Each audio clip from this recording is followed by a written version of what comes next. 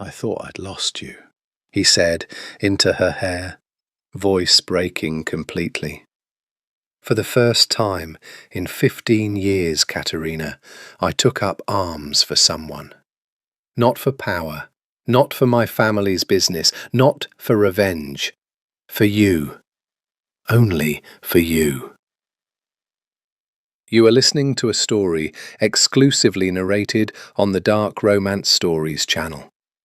Relax and step into the world of love stories filled with mystery, emotions, and passion.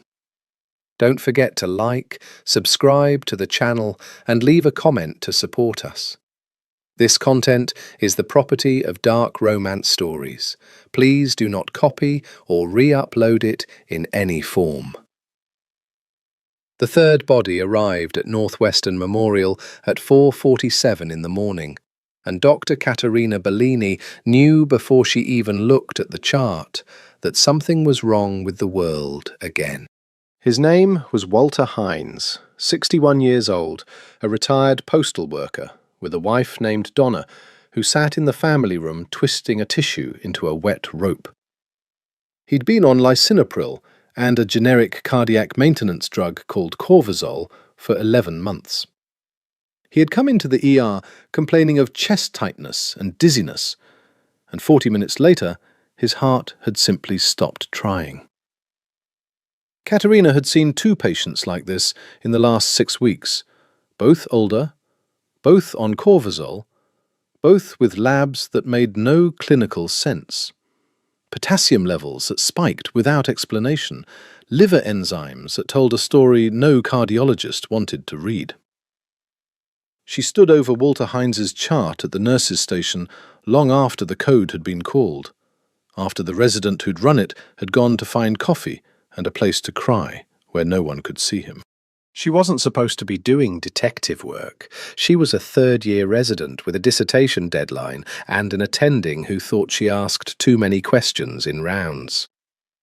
But 3 deaths in 6 weeks, 3 patients on the same medication, 3 families who would never know why. That wasn't a coincidence. That was a pattern. And patterns were the only language Caterina Bellini had ever fully trusted. "You're still here," said Priya, the night charge nurse, passing with a tray of empty syringes. "Go home, Kat. You look like you got hit by the L train." "Pull me the batch numbers on the Cortisol from the pharmacy log," Katerina said instead. "All 3 patients. I want to know if they're from the same lot." Priya raised an eyebrow but didn't argue. Nobody really argued with Katerina once she had that look, the one that made her dark eyes go very still, like a lake right before a storm decides whether or not to break. "You think it's the meds?" "I think 3 deaths from the same supposedly safe drug in 6 weeks isn't medicine. It's math. And the math doesn't add up."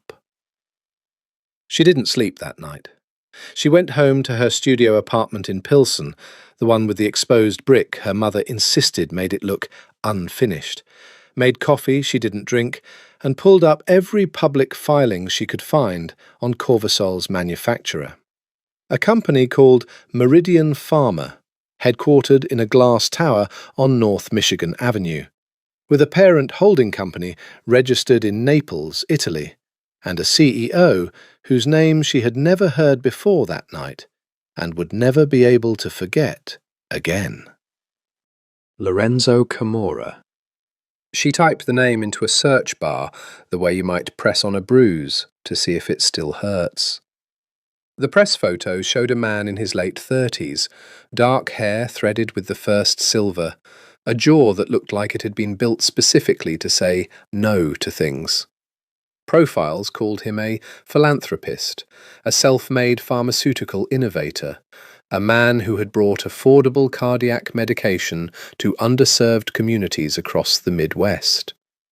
There was a photograph of him cutting a ribbon at a children's clinic in Cicero, smiling the practiced smile of a man who had learned a long time ago that smiling cost nothing and bought everything. Katerina had spent 4 years of medical school being taught to trust data over instinct. But something about that photograph, about the particular stillness behind that smile, made the lake inside her go dark and quiet. By morning she had the batch numbers. All 3 patients, Walter Hines and the 2 before him, Loretta Vance and a man named Dwight Okafor, had received medication from the same production lot, ML-2291, manufactured at a Meridian Pharma facility that, according to public FDA registries, didn't actually exist at the address listed on the label. A counterfeit lot, sold as the real drug, filtered into hospital pharmacy systems through channels that should have been impossible to breach. She brought it to her attending, Dr. Okonkwo Reyes, who looked at her printouts the way a tired parent looks at a child who has drawn on the walls again. Katerina. You are a third-year resident. This is an FDA matter, a DEA matter, possibly an FBI matter.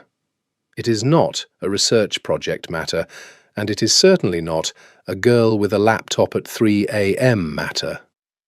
3 people are dead, and you bringing me unverified batch numbers from a pharmacy log you weren't authorized to pull will not bring them back.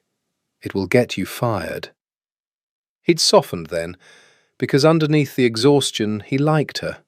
Almost everyone did eventually, once they got past the wall of intensity she carried like a second white coat. File it through compliance, properly. Let the system work. The system, Katerina had learned in 4 years of medicine, worked exactly as fast as the people inside it wanted it to, which was to say, not fast enough for Walter Hines, or Loretta Vance, or Dwight Okafor. So she did what she always did when the system moved too slowly. She went around it. It took her 11 days of after-shift surveillance, 2 bribed parking attendants, and 1 extremely illegal late-night visit to a public records office to trace the supply chain backward from the hospital pharmacy's wholesale distributor to a warehouse on the south side in an industrial corridor near the river where streetlights went to die and nobody asked questions about trucks that came and went after midnight without DOT numbers that matched their manifests. She told herself she was only going to look, document the trucks, the timestamps, maybe a license plate. She had a camera. She had a press badge from her cousin who worked for the Sun-Times that she was absolutely not authorized to use. She had, she would later admit, an enormous amount of stupid, righteous courage and almost no actual plan. She did not expect the warehouse door to be unlocked. She did not expect to find herself 20 minutes later standing in a forest of pallets stacked floor to ceiling with boxes stamped Corvusol, Meridian Pharma, Lot ML-2291. Her phone's camera light the only thing illuminating the dark, her heart slamming so hard she could feel it in her teeth. And she did not expect the voice that came out of the shadows behind her, low and amused and utterly without fear, to say the words that would end her old life and begin everything else. "You're either the bravest woman I've ever met," the voice said, "or the stupidest. I haven't decided which yet." She spun, phone light swinging, and found herself looking at a man who had clearly been standing there, unmoving, watching her for longer than she wanted to think about. Tall, dark coat over a dark suit, no tie, top button of his shirt undone like he'd taken it off himself in irritation hours ago. He had the kind of face that made you understand, instantly and physically, why people used the word dangerous as a compliment in certain rooms. She knew him before he said his name. She'd memorized the photograph. "Lorenzo Camorra," she said, and her voice, to her own enormous, private relief, did not shake. Something moved behind his eyes, surprise, maybe, or interest, which she would learn much later was a far more dangerous thing to put behind those particular eyes than fear. "And you are," he said, taking one slow step closer, "trespassing in my warehouse at 1 in the morning with a phone full of photographs that could get you killed by men far less patient than I am." "I know you're killing people," Katerina said. The words came out of her before she'd decided to say them, raw and unprotected, the way truth sometimes escapes a person before strategy can catch up to it. She watched them land on him like a slap. For a long moment, Lorenzo Camorra said nothing at all. Behind him, in the dark of the warehouse, she could hear the low hum of a refrigeration unit, the drip of something she didn't want to identify, the particular silence of a man deciding what kind of night this was going to be. "Do you?" he said finally, and there was no anger in it. Worse than anger, there was curiosity. "Tell me, Dr. Bellini." He said her name like he'd known it before she'd known his.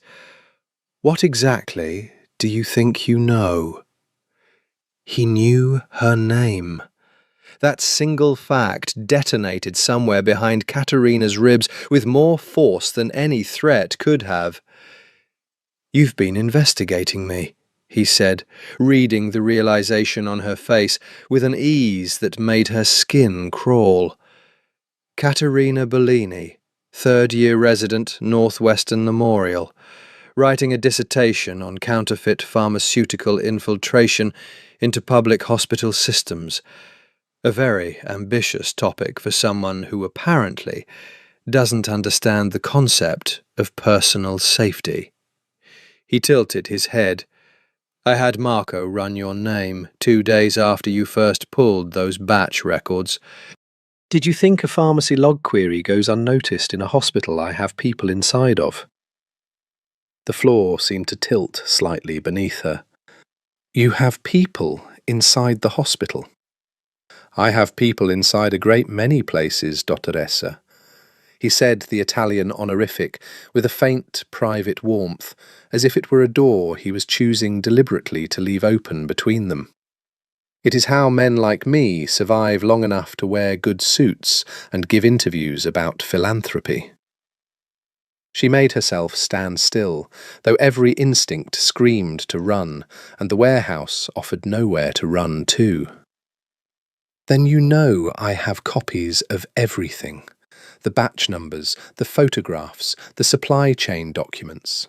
If something happens to me—" "If something happened to you," he interrupted, not unkindly, "it would not be by my hand, and it would not be tonight. And you would know that already if you had done even slightly more research before breaking into a building owned by a man whose family has been called, by people far less polite than journalists, animals." He took another step, close enough now that she could see the fine, controlled tension in his jaw, the way his eyes moved over her face like he was reading a language only he understood. "I am going to ask you a question, and I would advise you to answer honestly, because I have an excellent ear for lies and a very short patience for liars. Ask, why didn't you call the police, instead of climbing through a warehouse window at 1 in the morning like a burglar in a film?" The honest answer arrived before she could stop it. "Because 3 people are dead, and the police take months. Because the FDA takes years. Because somewhere in a filing cabinet there's a report about Lot ML-2291 gathering dust while you ship out Lot ML-2292, and I don't have months, and neither does the next person who fills that prescription." Something shifted in his face. Not softness exactly, but a recalibration, as if she'd answered a test he hadn't expected her to pass. "You came here to stop me." I came here to find proof. And what will you do? He asked, voice dropping lower, almost gentle now. With proof that the man standing in front of you controls a pharmaceutical empire that launders product through 3 countries and a charitable foundation. Print it in your dissertation? Email it to the FDA's tip line?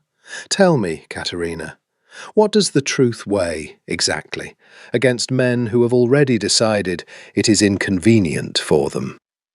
More than you think, she said, because I'm not the only one who's noticed. There were 3 deaths in 6 weeks. Someone else will notice the 4th. A long silence. Somewhere a forklift's hydraulics hissed and settled. Lorenzo studied her with the particular stillness of a predator, deciding whether the animal in front of him was prey worth the trouble, or something else entirely. Something he had not expected to find in a cold warehouse on a Tuesday night. There won't be a 4th, he said finally. Excuse me?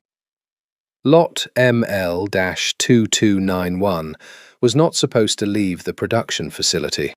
It was intercepted, diverted by people working for this organization without my authorization, sold into legitimate supply chains by men I am, as we speak, in the process of finding and removing.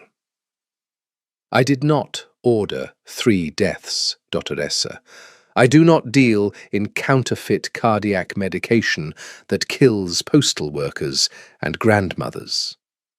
Whatever you believe a man like me to be, you should know precisely what I am before you decide how much to hate me for it. Katerina stared at him, trying to find the lie in his face, and finding instead something that frightened her infinitely more. Conviction. You expect me to believe you? I expect nothing from you, except what you've already shown me tonight, that you are smarter than the situation you've put yourself in, and braver than is good for either of us. He reached into his coat. She flinched, and he noticed, and something flickered across his face that might have been the first genuine regret she'd seen from him, and withdrew not a weapon, but a card, plain white, a single phone number embossed in black. I am going to make you an offer, and you are going to listen to the entire thing before you say no. Because saying no to half an offer is how stupid people get themselves killed. And you, Dr. Bellini, despite tonight's evidence to the contrary, do not strike me as stupid. I'm listening. You will say nothing of what you found here tonight.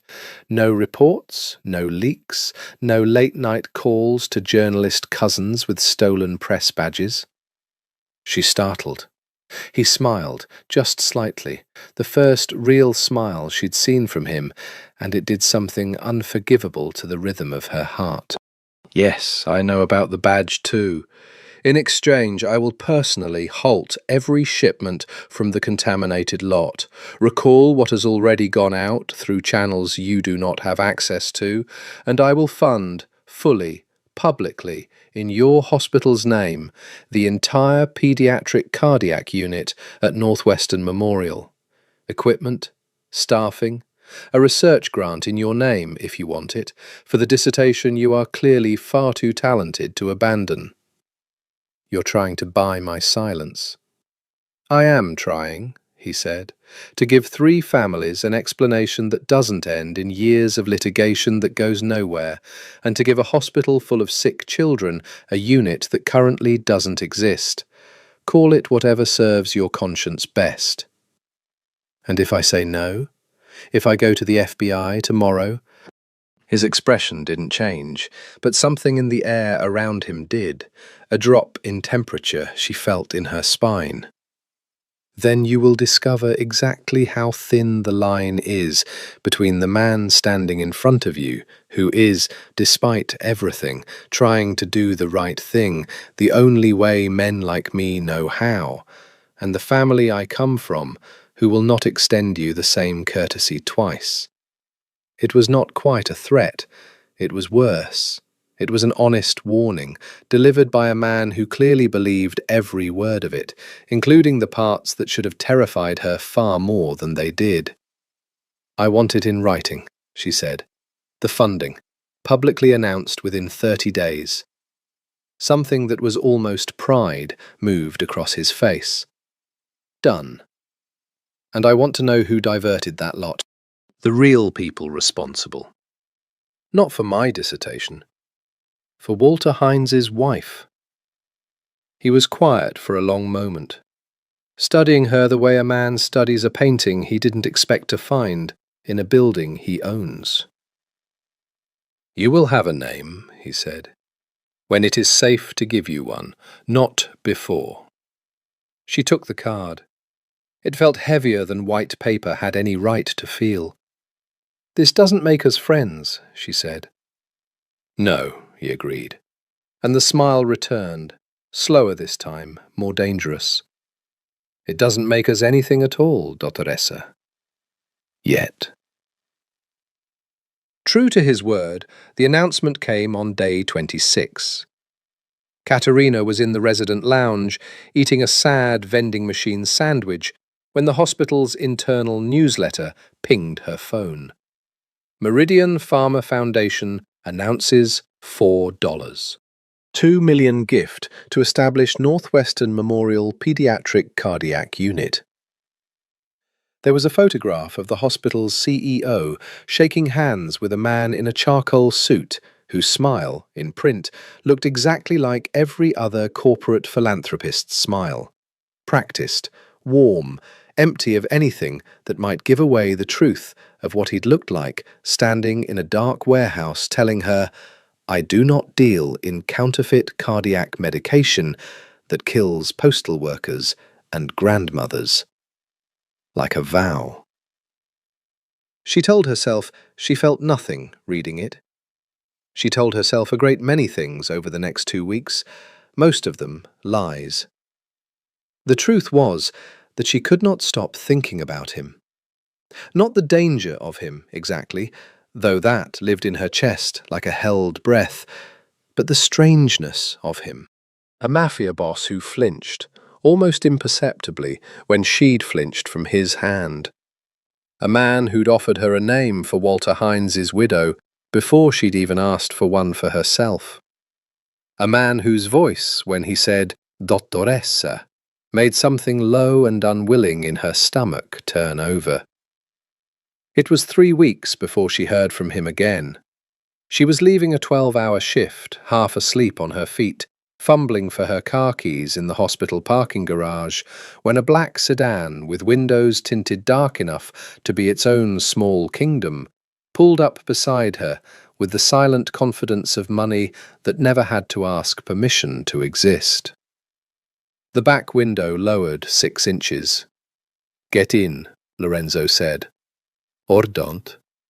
But I would prefer the conversation we're about to have not happen in a parking garage with a working security camera every 40 feet. I have my own car. Marco will drive it to your apartment. He's very good with cars.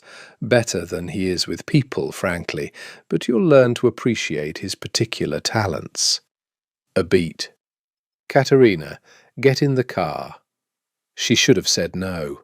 She would think later about all the moments in this story where she should have said no, and she would understand that the truest thing about falling for a dangerous man was never the single moment of surrender.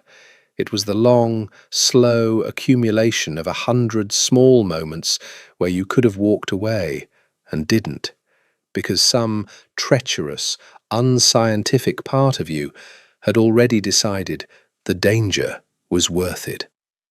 She got in the car. He looked different up close, in the dim gold light of the sedan's interior. Tired, she realized with surprise. The controlled stillness she'd seen in the warehouse cracked just slightly at the edges, like a man who hadn't slept properly in days.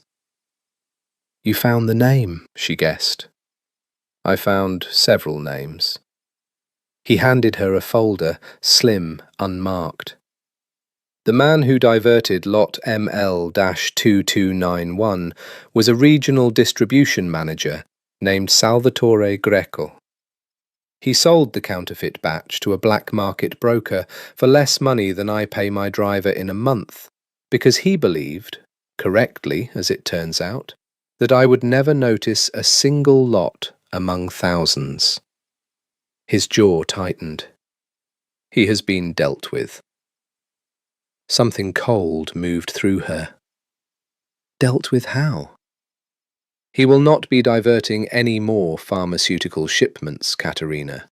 That is all the detail you require, and all the detail I am willing to give a doctor who took an oath to do no harm. His eyes found hers in the dim light, steady, almost daring her to ask the question underneath the question, "Did you kill him?"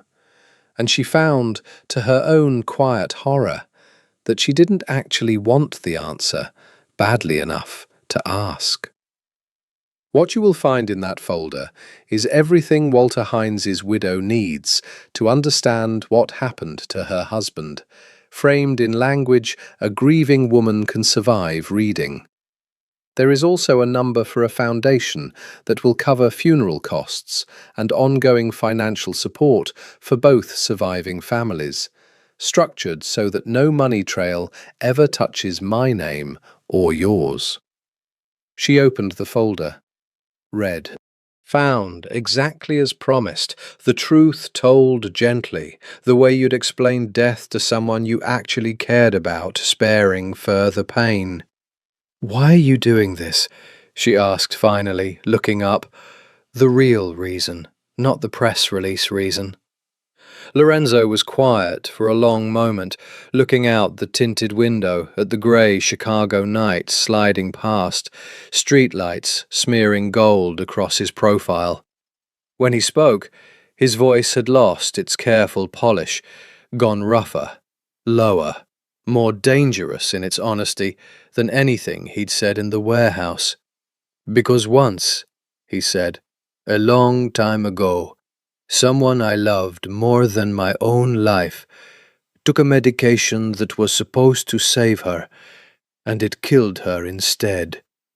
And I have spent every year since then making sure that the empire built on top of that grief never, ever does to another family what was done to mine."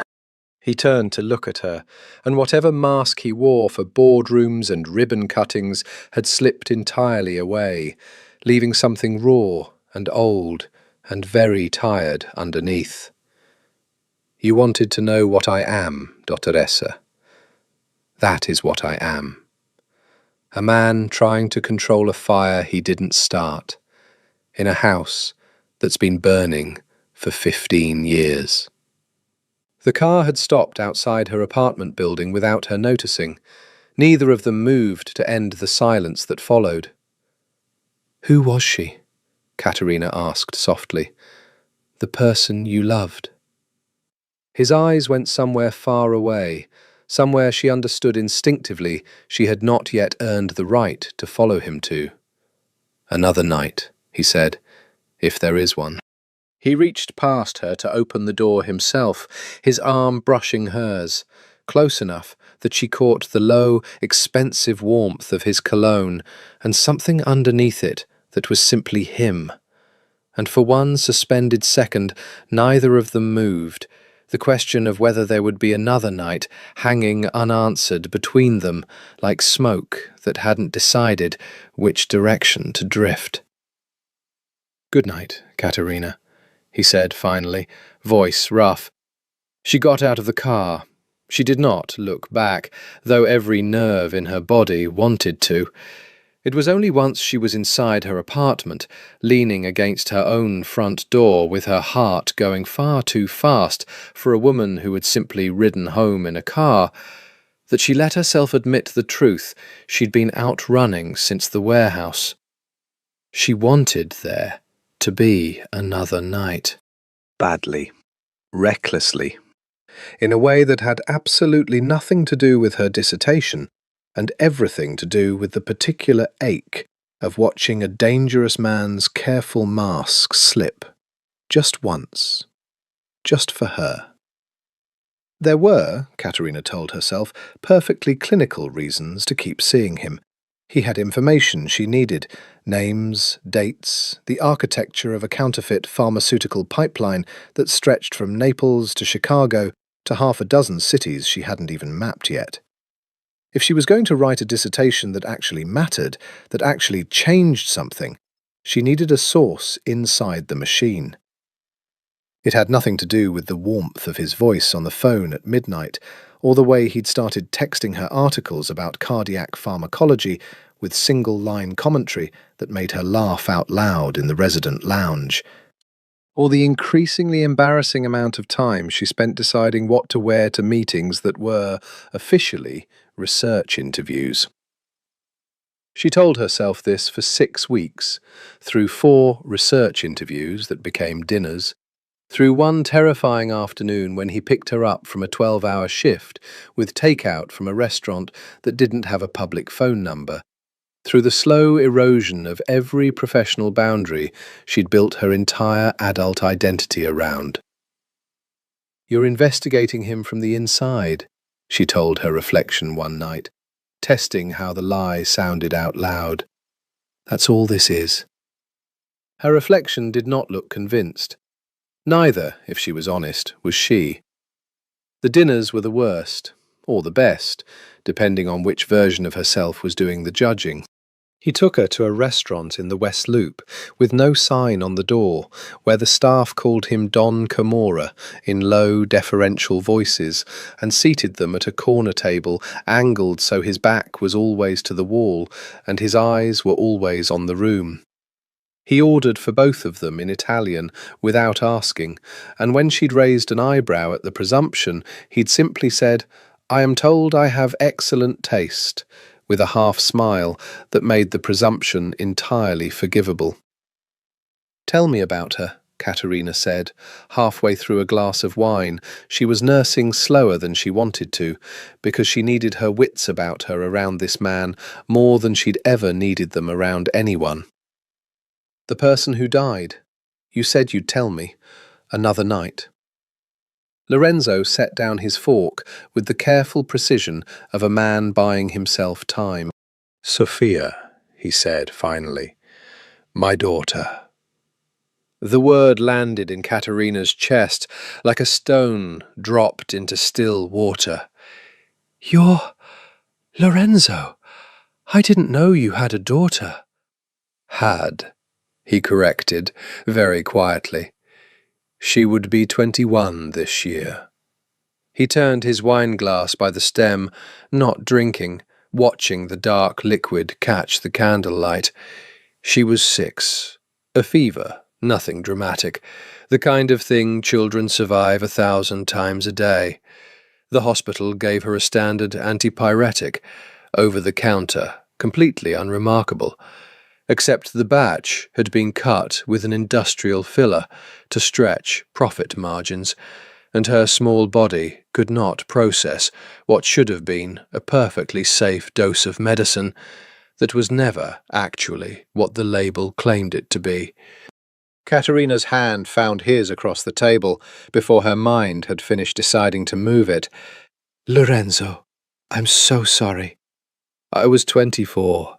He continued, voice flat in the particular way of a man who has told this story to himself so many times it no longer bleeds when he opens it, only aches.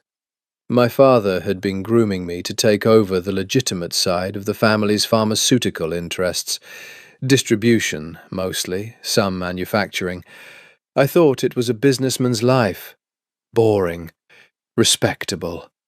I did not understand, until I was holding my daughter's body in a hospital corridor in Naples, that the entire industry my family had quietly bought its way into for 2 generations was riddled with exactly the kind of counterfeit, corner-cutting poison that had just killed her." His eyes lifted to Katerina's, dark and old, with a grief that had clearly never finished happening to him. So I made a choice. I could walk away, become legitimate, let other men's daughters die from the same poison while I slept soundly in a clean conscience I'd bought with my distance. Or I could go further inside the machine than my father ever had, control it, weaponize it, use every brutal tool my family's name afforded me to hunt down the men who sell counterfeit medication and make absolutely certain they never sell it again. That's not a justification for organized crime, Katerina said softly. I need you to understand. I know that. I know what you are, what your family does, that pediatric wings and recalled lots don't erase the rest of it. I am not asking you to erase it, Lorenzo said. I am asking you to understand it. There is a difference, Dottoressa, and you are far too intelligent not to know it. He turned his hand beneath hers, so they were properly holding hands across the white tablecloth in a restaurant with no sign on the door, and something about the gesture felt more dangerous than every gun she suspected was hidden in the room. I have killed men, Katerina. I will not insult you by pretending otherwise. But I have never once, in 15 years, allowed a counterfeit drug to reach a hospital under my control without burning the supply chain that produced it to the ground. And I never will, because I buried my daughter in a coffin too small for the silence I have carried ever since. She should have pulled her hand back.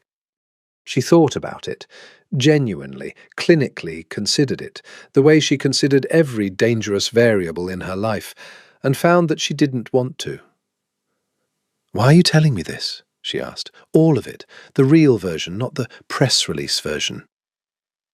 Because you came to a warehouse alone in the middle of the night and looked a man capable of killing you directly in the eye and told him the truth instead of begging for your life, Lorenzo said, voice dropping into something rougher, more honest than she'd ever heard from him. Because I have spent 15 years surrounded by people who tell me exactly what I want to hear. And you are the first person in longer than I can remember who has told me only what is true. His thumb traced once, slow and deliberate, across her knuckles. Because I think, Dottoressa, against every instinct I have spent a lifetime perfecting, that I am beginning to fall in love with you, and I find I am no longer interested in pretending I am not. The restaurant noise seemed to recede to a great distance. Katerina sat very still, heart hammering, the careful, clinical distance she'd been constructing for 6 weeks, collapsing all at once like a building with its foundation finally given out. That's a problem, she said, voice not quite steady, because I think I might be falling for you too, and I have absolutely no idea what to do about that. Neither do I, Lorenzo admitted, and for the first time since the warehouse, she saw something that looked almost like fear cross his face. Not of her, she understood, but of exactly how much he had just allowed himself to want. But I find, for the first time in 15 years, that I am willing to find out. Falling for Lorenzo Camorra, Katerina was discovering, came with a syllabus she had never agreed to enroll in. There were rules now, unspoken at first, then increasingly spoken, delivered in the calm, absolute cadence of a man who had survived this long precisely because he left nothing to chance. She was never to meet him at the same restaurant twice in 1 month. She was never to text him anything specific about timing or location. Marco, his driver, a broad-shouldered man with kind eyes and a permanent 5 o'clock shadow, would simply appear, as if summoned by atmosphere alone, exactly when and where she was needed. She was never, under any circumstances, to mention his full name in a public place, not even in a hospital cafeteria 3 miles from anywhere that mattered. "You're being paranoid," she told him one night, lying with her head on his chest, in the penthouse he kept on the 61st floor of a building whose name she'd been instructed never to say out loud. The city spread beneath them in a glittering, indifferent grid. "I am being alive," he corrected, fingers moving slowly through her hair in a way that had become over the past month the single most reliable cure for the chaos of 12-hour shifts she had ever discovered. "There is a difference between the two, that men in my family learn early, or they do not learn it at all, because they are buried before the lesson takes." "Is that a joke?" "It is the least funny true thing I have ever said to you."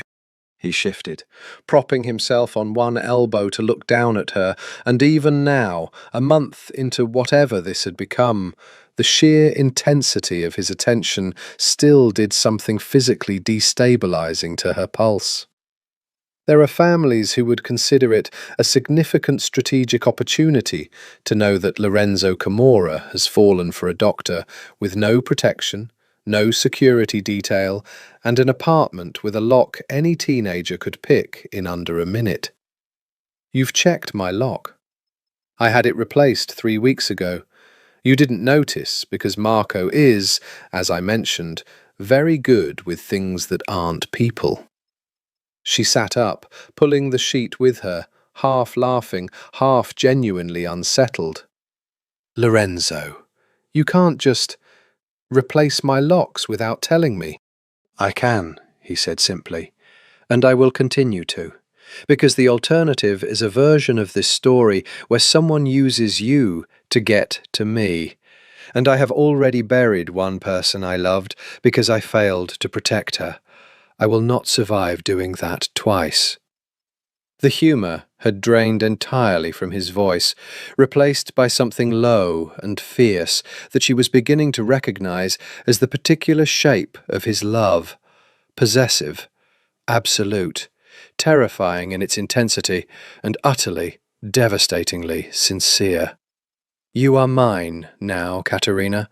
I do not say that to claim you like property. I say it because it is the only word large enough for what I feel when I think about anything happening to you, and I am not a poet, so it is the best I have." She should have been afraid of a man who spoke about her like an asset to be secured. Instead, lying in his bed 61 stories above a city that had no idea what was happening in this particular glass tower, she found herself believing him completely, and worse, wanting to be claimed exactly this thoroughly by exactly this man.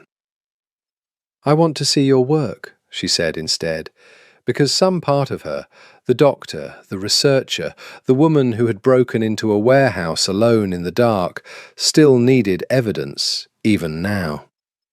"The real version, not the foundation, not the ribbon cuttings. I want to understand what you actually do, every day, to keep this promise you made me about counterfeit medication." Lorenzo studied her for a long moment, weighing something she couldn't name. "That is a significant request." "I'm a significant person to make it to." A slow, reluctant smile broke across his face, the rare, real one, the one that still made her chest ache every time she earned it. "Tomorrow," he said, "I will show you the part of my life I show almost no one. And then, Katerina, you will understand precisely what you have fallen in love with, and I will understand whether you are brave enough to stay." The next afternoon, Marco drove them to a nondescript office building in River North, the kind of building you walked past 1,000 times without ever wondering what happened on its upper floors. Inside, behind 3 separate security checkpoints and a door that required both a keycard and Lorenzo's thumbprint, was a war room that looked nothing like the glamorous penthouse she'd grown accustomed to. Fluorescent lights, whiteboards covered in supply chain diagrams, 6 analysts in shirt sleeves tracking shipment manifests across half the globe in real time. "This is Meridian Pharma's actual operation," Lorenzo said, leading her past a wall of monitors tracking cargo containers across an interactive map. Not the corporate floor with the marble lobby. This is where we trace every batch of legitimate medication from raw ingredient to pharmacy shelf, and where we hunt for the gaps, the places counterfeiters insert themselves into supply chains that should be airtight. He gestured to a woman bent over a terminal, fierce concentration on her face. Elena runs forensic batch tracing. She found Salvatore Greco's diversion route in 9 days, which is, by industry standards, extraordinary. Katerina moved slowly through the room, watching analysts cross-reference shipping manifests against hospital intake logs, watching a man flag an anomalous batch number with the same intensity she'd watched residents flag abnormal labs. It was, she realized with a strange, vertiginous lurch, exactly the kind of work she'd spent her entire dissertation trying to do alone, with a fraction of the resources, a fraction of the access, and none of the danger that came with actually being able to act on what you found. "This is real," she said softly. "This is actually real." "Did you think I was lying?" "I thought," she said carefully, "that I had fallen for a story you'd told me to make yourself easier to love. I didn't expect this, the scale of it, the seriousness." "I told you who I am, Katerina. I did not tell you a story." He came to stand beside her, close enough that the analysts in the room carefully, deliberately did not look at either of them. "This is what I do with the resources my family's darker business affords me. I cannot undo what we are. I cannot make my father's empire something it was never built to be. But I can build this, inside it. A wolf using its own teeth to protect the flock instead of feeding on it. It will never make me a good man, Dottoressa, but it is the closest thing to good I have left to offer." She turned to look at him. This man who killed and protected in the same breath, who had built a war room to honour a daughter he couldn't save, who looked at her now with an intensity that made the fluorescent-lit office feel suddenly dangerously intimate. "It's enough," she said quietly. "It's enough for me." Detective Marcus Webb of the Chicago field office had been building a file on Meridian Pharma for 14 months before he ever heard the name Caterina Bellini. And the moment he did, every instinct he'd spent 20 years sharpening went off like a struck match. "Run her again," he told his partner, Denise Alvarez, sliding a printout across their cramped shared desk. A grainy, long-lens photograph of Lorenzo Camora's hand resting at the small of a dark-haired woman's back, outside a restaurant with no sign. "Third-year resident, Northwestern Memorial. Same hospital that just got a $4.2 million gift from the Meridian Pharma Foundation. Same hospital that, 6 weeks before the gift, had 3 suspicious cardiac deaths flagged internally and then quietly closed without DEA referral." Denise studied the photo, then the date stamp. "You think she's a plant? Camora's people inside the hospital feeding intel?" "I think," Webb said slowly, "that I've been watching Lorenzo Camora for 14 months, and I have never once seen him touch a woman in public. Not a date, not an associate's wife at a gala, nothing. The man is a ghost when it comes to anything personal, which is exactly why an organised crime detective should find it very, very interesting that he's suddenly photographed with his hand on a doctor's back outside a restaurant his own family owns through 4 shell corporations. He tapped the photo. Either she's working for him, or she has no idea what she's involved in, and that makes her either the most valuable witness I will ever turn, or the next casualty in a war she doesn't know she's standing in the middle of. It took Webb 3 more weeks of careful, deniable surveillance to build a profile thick enough to act on. Caterina Bellini, he learned, had no criminal record. No known Mafia ties beyond the relationship that had clearly developed over the past 2 months, and this was the detail that made him sit back in his chair and rub his eyes for a long time. A dissertation in progress on exactly the counterfeit pharmaceutical pipeline his task force had spent over a year trying to crack from the outside. She wasn't a plant. She was something far more useful and far more dangerous to put in play.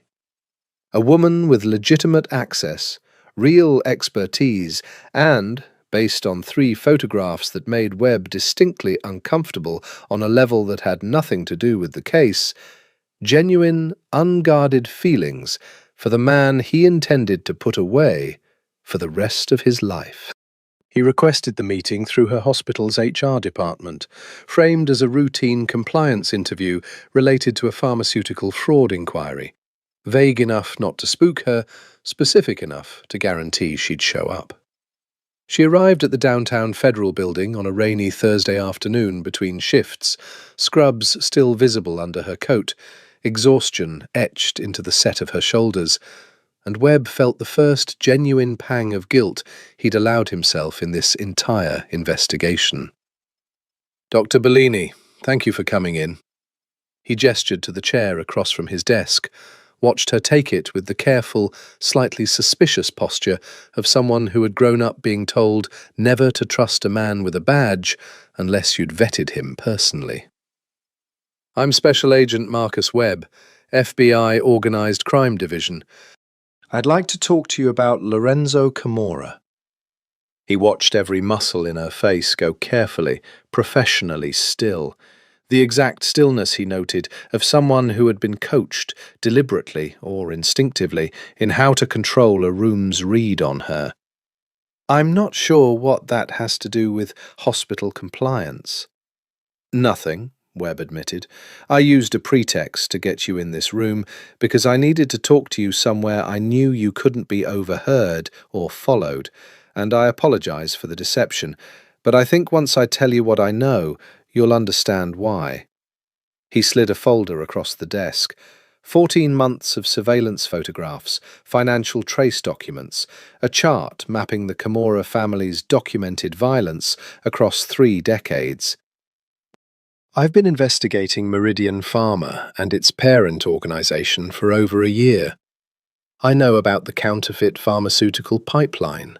I know about Lot ML-2291, and I know that you found it before my entire task force did, working alone, with nothing but a hunch and a hospital pharmacy log." Katerina's hand, reaching for the folder, went very still. "How do you—" "Because I've also been watching the man you've apparently fallen for, Dr. Bellini, and I think it's time someone told you exactly who he is before you fall any further."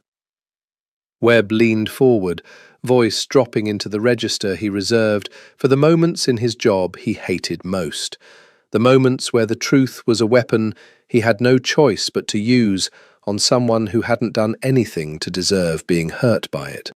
"Lorenzo Camorra is the head of the most powerful organized crime family in the Midwest. His pediatric wing donation isn't generosity, it's laundering and reputation management on a scale most people can't even comprehend. His war room, yes, I know about the war room, isn't redemption. It's quality control on a multinational smuggling operation that moves not just counterfeit pharmaceuticals, but weapons, currency, and, according to two confidential informants I've spent 18 months protecting, human trafficking routes through the port of Naples that his family has controlled for 3 generations. The folder fell open. Caterina stared down at photographs she didn't want to see. Lorenzo at 26, standing over a body in an alley with the cold, professional stillness of a man who had done this before and would do it again. Lorenzo at 30, shaking hands with a senator whose campaign finance records, the attached document noted, didn't quite add up. Lorenzo, 6 months ago, at a restaurant with no sign on the door, his hand resting possessively at the small of her own back. "I love him," she heard herself say, the words arriving before she'd decided whether they were a confession or a defense. "I know," Webb said, and something in his voice was almost gentle. "That's exactly why I need your help." "No," Caterina said, for the 4th time, standing now, the folder of photographs still open on the desk between them, like an accusation neither of them could close. "Absolutely not. I'm not going to wear a wire into a man's home and feed you evidence to put him in prison for the rest of his life." "Then he'll do it to someone else's family instead of yours," Webb said, and there was no cruelty in it, only the flat, exhausted certainty of a man who had spent a career watching exactly this kind of devastation play out. "I'm not asking you to fabricate anything, Dr. Bellini. I'm asking you to keep doing exactly what you're already doing, being close to him. Except now you tell me what you see. Shipment dates, names, the location of the war room you've apparently already toured." He saw her flinch and pressed forward anyway, because that was the job. Because somewhere a 4th Walter Hines was waiting in a pharmacy line that hadn't been shut down yet. "You came to me, to this entire investigation, because 3 patients died from a counterfeit drug his organization manufactured. Don't let yourself forget that part, because the man holding your hand across a candlelit table happened to be charming about his daughter's death." The mention of Sophia landed like a slap. "Don't," Caterina said, voice low and dangerous, in a way she hadn't known she possessed. "Don't use his daughter against him in this office. You don't get to weaponize a 6-year-old's death because it's strategically useful." "I'm not weaponizing it," Webb said quietly. "I'm telling you it's true. And it's also true that grief doesn't excuse what he's built on top of it. Both things can be real at once, Caterina. That's the entire, impossible shape of this case." She left the federal building that afternoon without agreeing to anything, walked 4 miles in cold rain rather than call Marco for a ride, and arrived back at her apartment soaked through and shaking with something that wasn't entirely the cold. She did not call Lorenzo that night. She sat on her kitchen floor with her back against the cabinets and tried, for the first time in 2 months, to hold both versions of him in her mind at once. The man who'd held her hand across white tablecloth and confessed his daughter's death like a wound that had never closed. And the man in a 14-month-old surveillance photograph, standing over a body with no visible emotion at all. It was her brother who finally forced the choice 2 days later, arriving unannounced at her apartment with the particular grim energy of a man who'd already decided how the conversation was going to go before he knocked. Wait. Caterina did not have a brother in this story. It was Webb himself who returned the following week with an ultimatum dressed as a request. "I need an answer," Webb said, standing in her doorway, rain-damp coat dripping onto her welcome mat, his face carrying none of the careful gentleness from their first meeting. We have a wiretap warrant approved for a Camorra associate scheduled to expire in 6 days. If it lapses without new evidence, the entire task force loses momentum we've spent 14 months building, and the next counterfeit batch that slips through, and there will be a next one, Dr. Bellini, there is always a next one, kills someone whose blood will be partly on your hands, because you had the chance to stop it and chose loyalty to a man who has killed people instead. That's not fair. It's not supposed to be fair. It's supposed to be true. He softened fractionally, the exhaustion in his face suddenly visible in a way that made him look younger and more human than the badge had allowed. I'm not asking you to destroy him out of spite, Katerina. I'm asking you to help me build a case airtight enough that when this finally comes apart, and it will come apart, these things always do, there's a version of justice that includes accountability without you having to watch federal agents drag him out in handcuffs in front of cameras while his organization burns the city down looking for whoever talked. You can be a careful witness instead of a casualty, but only if you start now. She thought of Walter Hines' widow, the tissue twisted into a wet rope. She thought of Lorenzo's hand tracing slow circles across her knuckles in a restaurant with no sign on the door, saying, "I think I am beginning to fall in love with you."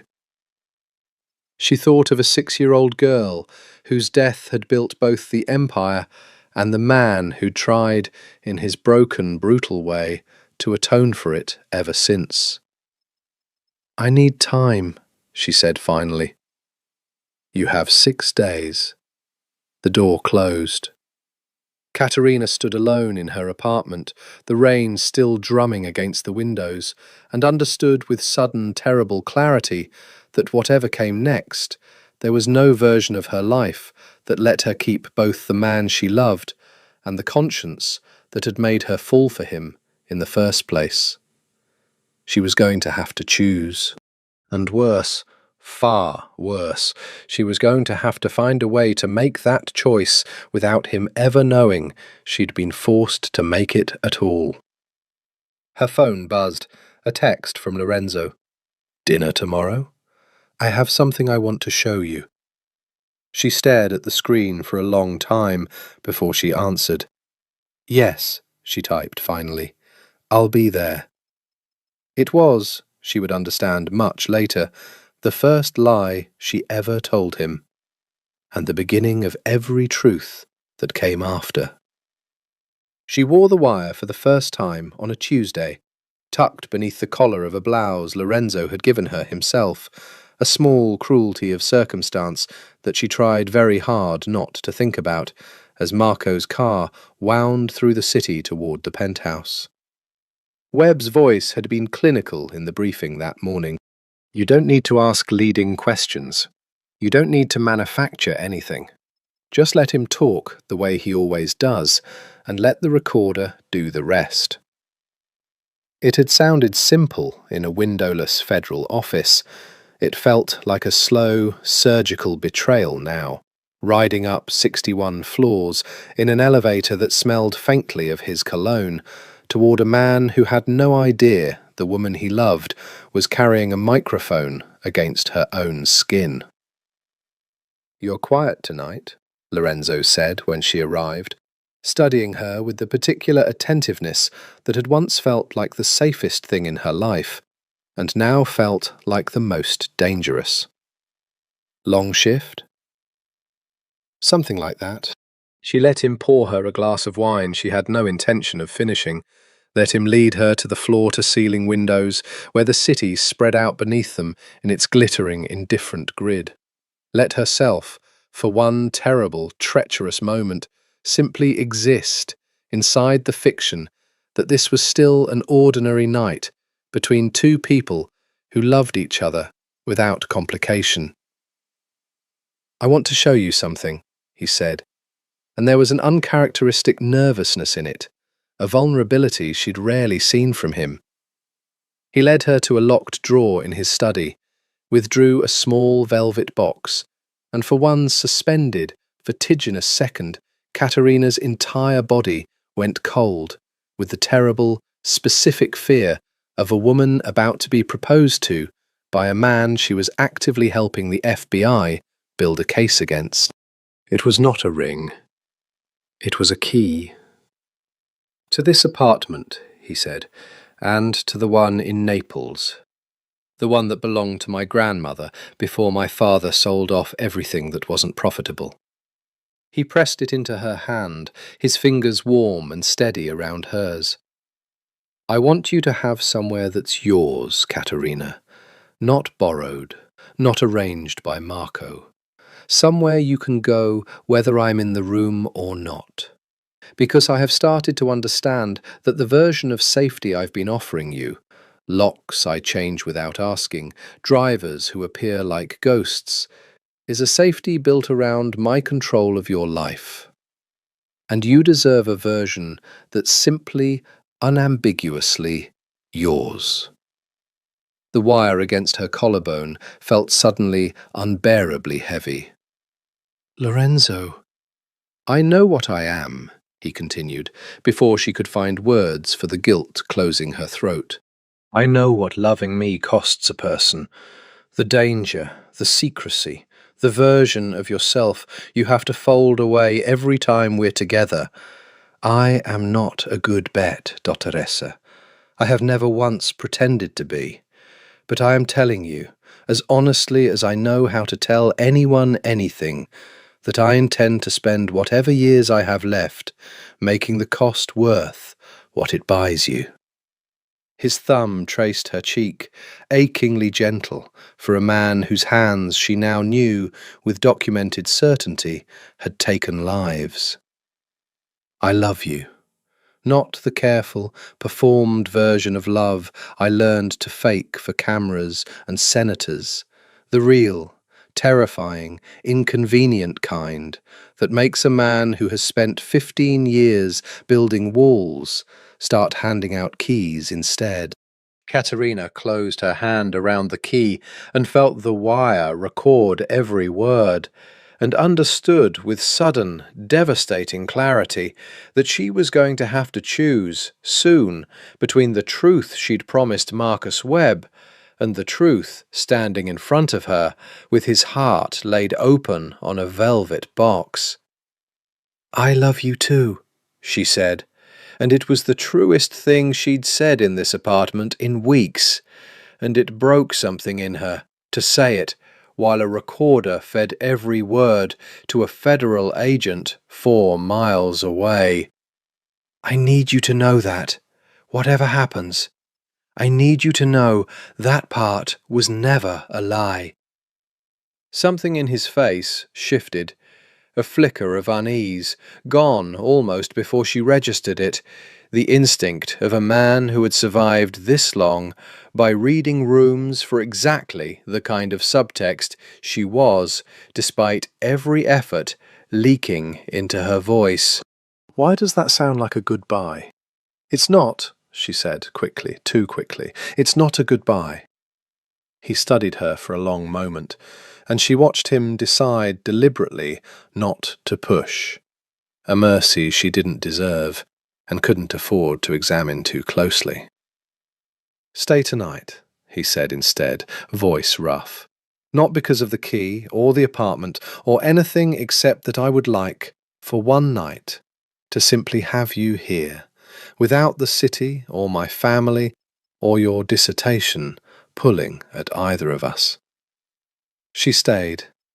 She lay awake long after his breathing evened into sleep beside her, the key cold in her closed fist, the wire she'd removed before bed sitting in her bag like an unexploded device, and understood, with the particular clarity that arrives only at 3 in the morning when every defence has worn thin, that whatever case Marcus Webb built from tonight's recording, it would not include the moment that mattered most. The one where Lorenzo Camorra, the most dangerous man in Chicago, had handed her a key to his grandmother's house in Naples like it was the only thing in the world he had left to give.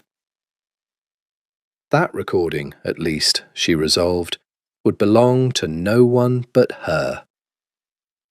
3 weeks into feeding Webb carefully selected fragments, shipment dates, never names, warehouse locations, never the war room's exact address, Katerina discovered the thing that would unmake every careful boundary she'd tried to build between informant and lover.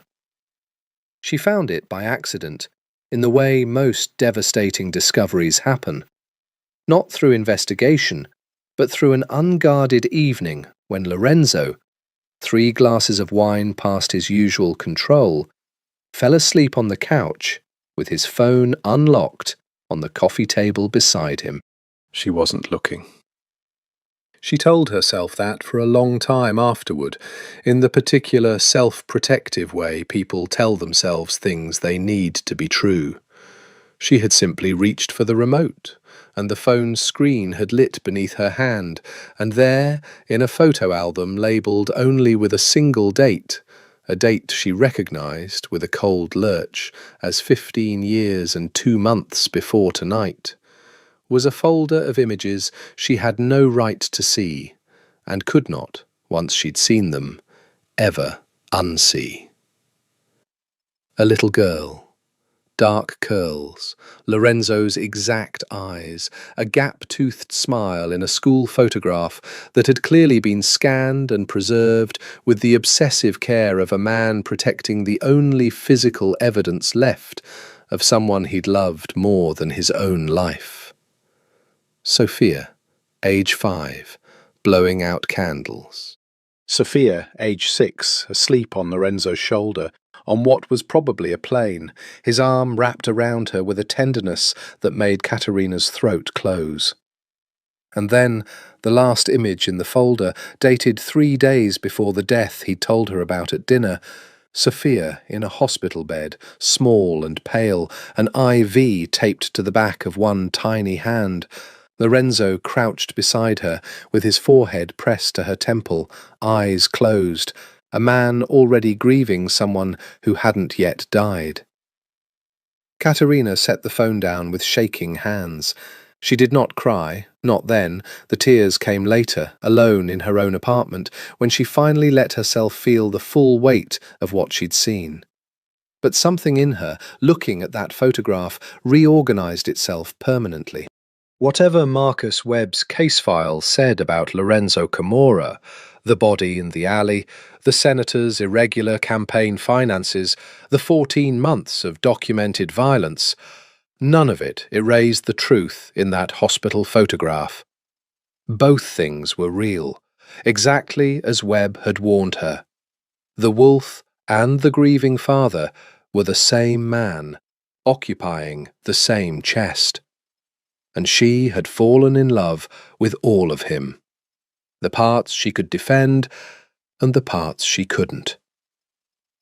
"You're awake," Lorenzo said groggily, stirring on the couch, his eyes finding hers with the soft confusion of a man surfacing from wine-heavy sleep.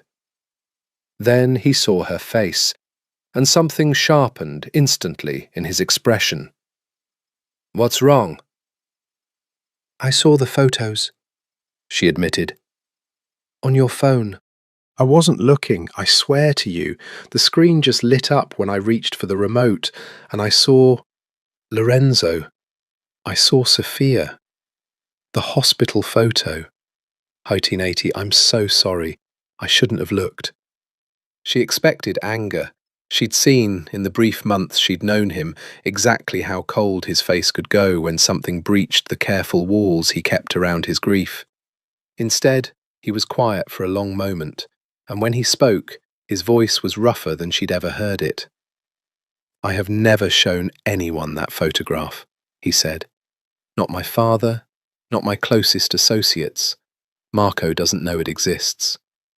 He reached for her hand, pulling her down onto the couch beside him, and for the first time since she'd known him, Lorenzo Camorra looked entirely, unguardedly young.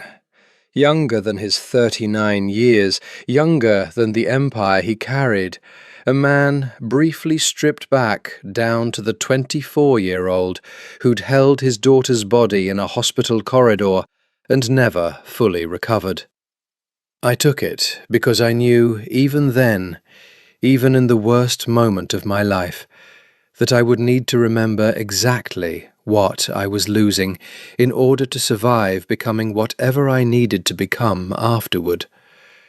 You don't have to explain it to me. I want to. His thumb traced slow circles on the back of her hand, an anchor for both of them. She loved the ocean. We took her to Positano the summer before she died, and she stood at the edge of the water for an hour, refusing to let anyone carry her in, because she wanted to walk into it herself, on her own terms, no matter how long it took her small legs to get there. A faint, devastated smile crossed his face. She was stubborn, fearless in a way that terrified her mother and delighted me. I used to tell her she'd grow up to run the legitimate side of the business better than I ever could, because she never let anyone tell her no without making them explain exactly why first. His voice cracked finally on the last word. She would have been 21 this spring. I think about who she might have become more than I think about almost anything else in my life. And I have never told another living person that until right now. Caterina pulled him into her arms, and Lorenzo Camorra, the most dangerous man in Chicago, a man with bodies and bribes and a private army at his command, wept silently against her shoulder for a daughter dead 15 years, his whole powerful frame shaking with a grief he had clearly never once allowed himself to fully feel in front of another person.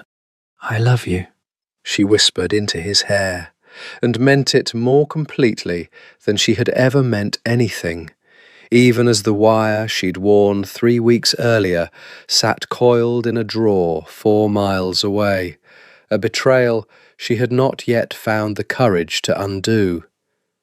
It should have been a quiet weekend. That was, Caterina would think later, the particular cruelty of how these things always seemed to happen. The world waited until you'd finally let your guard down, and then it took everything at once. She was 3 days off a brutal stretch of overnight shifts, finally catching up on sleep in her own apartment, when her phone began buzzing with a frequency that meant something had gone badly wrong. Text after text, from colleagues, from her attending, from a hospital PR liaison she'd spoken to exactly twice in 3 years of residency.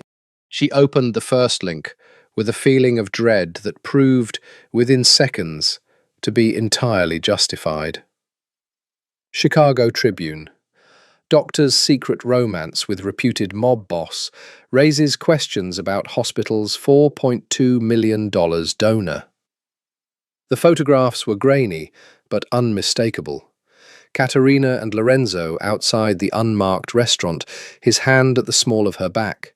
The two of them on the 61st floor balcony, taken with a long lens from a building across the street she'd never thought to suspect. One, worst of all, of her getting into the unmarked black sedan outside the hospital parking garage, time-stamped, captioned with a question mark that did more damage than any accusation could have. Sources close to the Camorra organization, the article read, suggest Dr.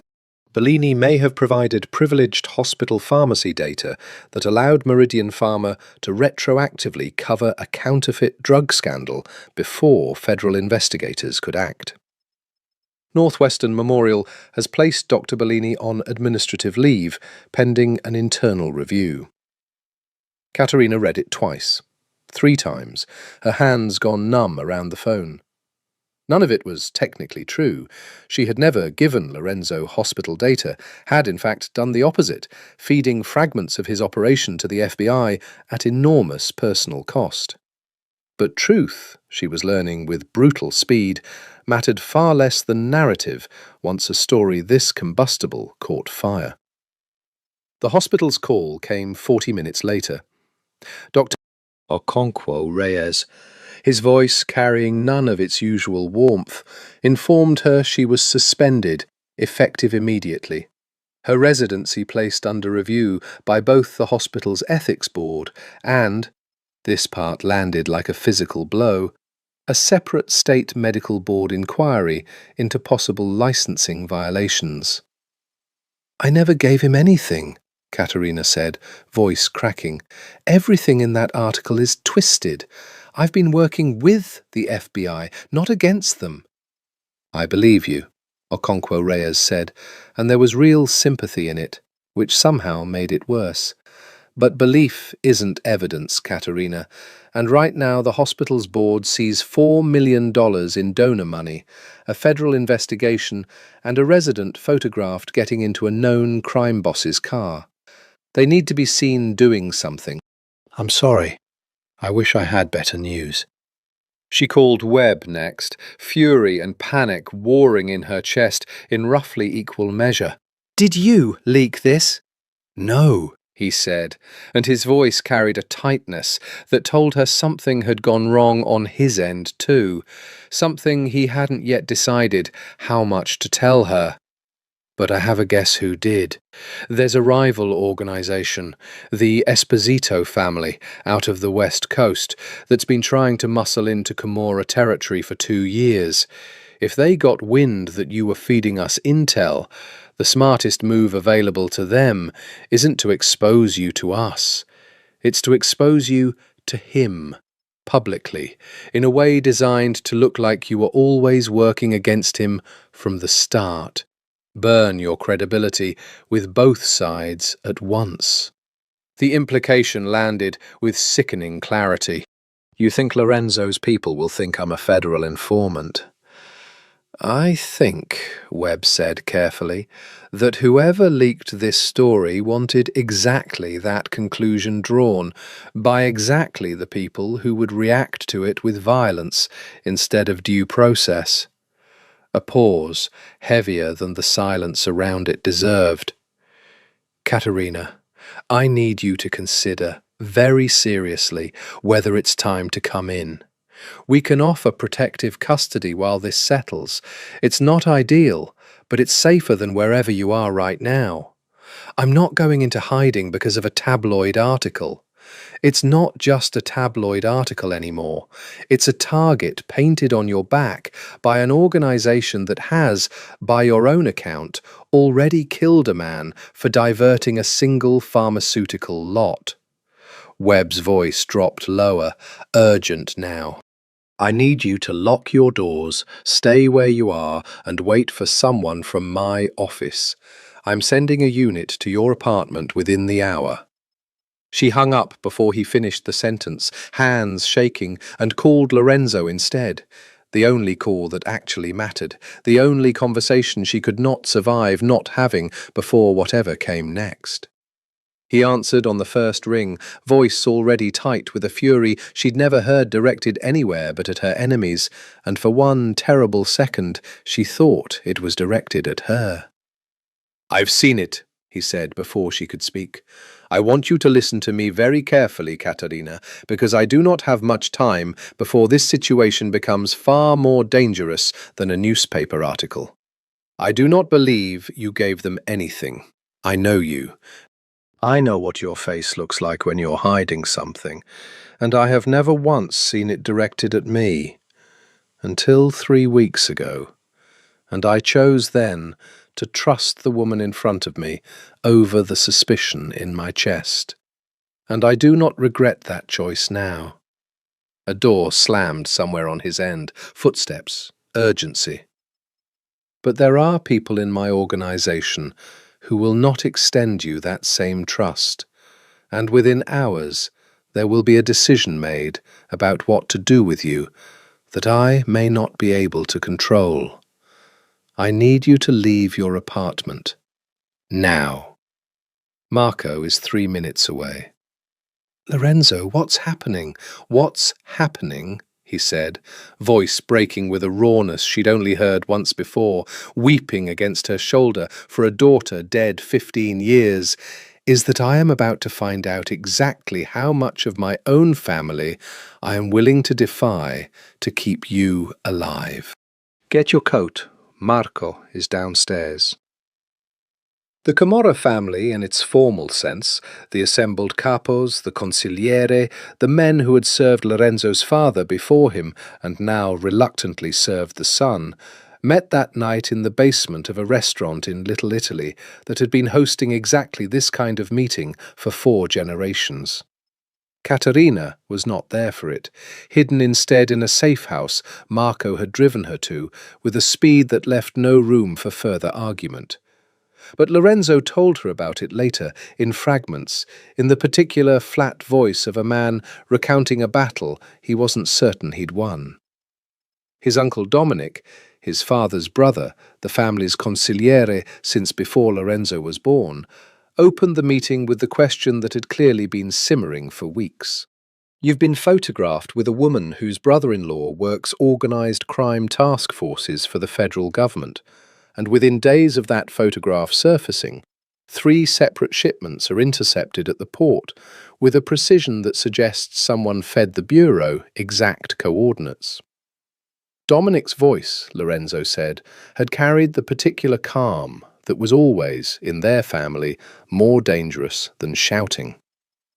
"I want to know, nephew, whether you have lost your judgment, or whether you have simply decided your family's safety is worth less than your own happiness." "Caterina is not feeding anyone information," Lorenzo had said, and even repeating it to her later, his jaw had tightened with the memory of having to defend her to men who had known him his entire life. "I have watched her face under pressure that would break most trained operatives, and I am telling you, on my own life, that the woman I love is not your leak." "On your own life," Dominic repeated, "is precisely the wager you're making, Lorenzo, whether you intend it or not. We are not asking you to prove her innocence in a court of law. We are asking whether the risk she represents, proven informant or simply collateral exposure, is one this family can survive carrying." It was his cousin Tony, hot-tempered and ambitious in the particular way of men who had spent their whole lives slightly resentful of an inheritance that had skipped them, who finally said the thing the room had been circling. "We should eliminate the risk before it eliminates us. The woman disappears, the story dies, the federal pressure eases within a month." This is not complicated, Lorenzo. This is exactly the kind of decision your father would have made in an hour, not agonized over for 3 weeks like a man with no spine left. Lorenzo told Caterina later that the moment Tony said, "the woman disappears," something in him had gone very still and very cold. Not the controlled stillness she'd seen in the warehouse, but something older, more dangerous, a thing he had inherited from his father's bloodline and spent 15 years trying to bury beneath pediatric wings and recall protocols. "If anyone in this room," he had said, voice flat enough that 3 men flexibly reached for chairs to steady themselves, "lays a hand on Caterina Bellini, I will not wait for a vote. I will not consult the consigliere. I will end that person myself, and I will do it in a way that ensures every family from here to Naples understands precisely what happens to men who threaten what belongs to me." He'd looked deliberately at his cousin. "Do you understand me, Tony?" The room had gone silent, in the particular way rooms go silent when a man who has spent his life being underestimated finally shows everyone exactly how much teeth he's been hiding. "This isn't a vote you get to win by threat alone," Dominic said finally, quieter now, the room's true power broker reasserting control. I will give you 1 week, Lorenzo. 1 week to prove this woman is not the leak, to find the actual source of the surveillance photographs, and to bring this family verifiable proof that loving her does not cost us the operation your father and grandfather spent 4 decades building. If you cannot do that, if in 1 week the evidence still points to her, or worse, to active federal cooperation, the decision will be taken out of your hands entirely, and I promise you, nephew, it will not be gentle. When Lorenzo finished telling her this, sitting across from her in the small, anonymous safe-house kitchen at 2 in the morning, Katerina understood, with cold clarity, exactly how narrow the path in front of them had become. "There's something you need to know," she said, and her voice did not shake, though every instinct screamed at her to let it. "Something I should have told you weeks ago, and didn't, because I was a coward, and because some part of me genuinely believed I could protect both of us by keeping it secret." She met his eyes. "I wore a wire, Lorenzo. Once. In your penthouse, the night you gave me the key. I've been feeding the FBI fragments, shipment dates, warehouse locations, for almost a month. The silence that followed was the longest of her life. I never gave them the war room's location, she continued, words coming faster now, desperate to land every piece of context before he could shut his face down into whatever expression came next. I never gave them names. I edited every single thing I told them to protect you, even while I was technically betraying you. And I know that doesn't make it forgivable. But I need you to understand that I never stopped loving you, not for a single second, even while I was lying to you about it. Lorenzo sat very still, his hands flat on the kitchen table, his face unreadable in a way that frightened her more than any explosion of anger could have. "You're not their leak," he said finally, very quietly. "You're worse. You're their witness. Which means, Katerina, that the 1 week my uncle gave me to prove your innocence has just become the most dangerous deadline either of us has ever faced. Because the moment my family discovers what you just told me, no version of love I have for you will be enough to save your life." The discovery, when it came, did not come from Lorenzo's family at all. It came from inside his own organization, from the one place he had never thought to look. Marco found him 3 days later in the war room, face ashen, a tablet clutched in his hand like something that might detonate. "Boss, you need to see this." It was a video file. Security footage from a server room in the River North building, time-stamped 11 days earlier, showing a man Lorenzo had trusted for 6 years, his head of internal security, Vittorio Marchetti, copying files from a restricted server onto an external drive at 2 in the morning. "Vittorio," Lorenzo said, the name coming out of him like something physically painful. He's had access to everything. The war room's location, the shipment manifests, Katerina's file. "There's more," Marco said grimly, pulling up a second window.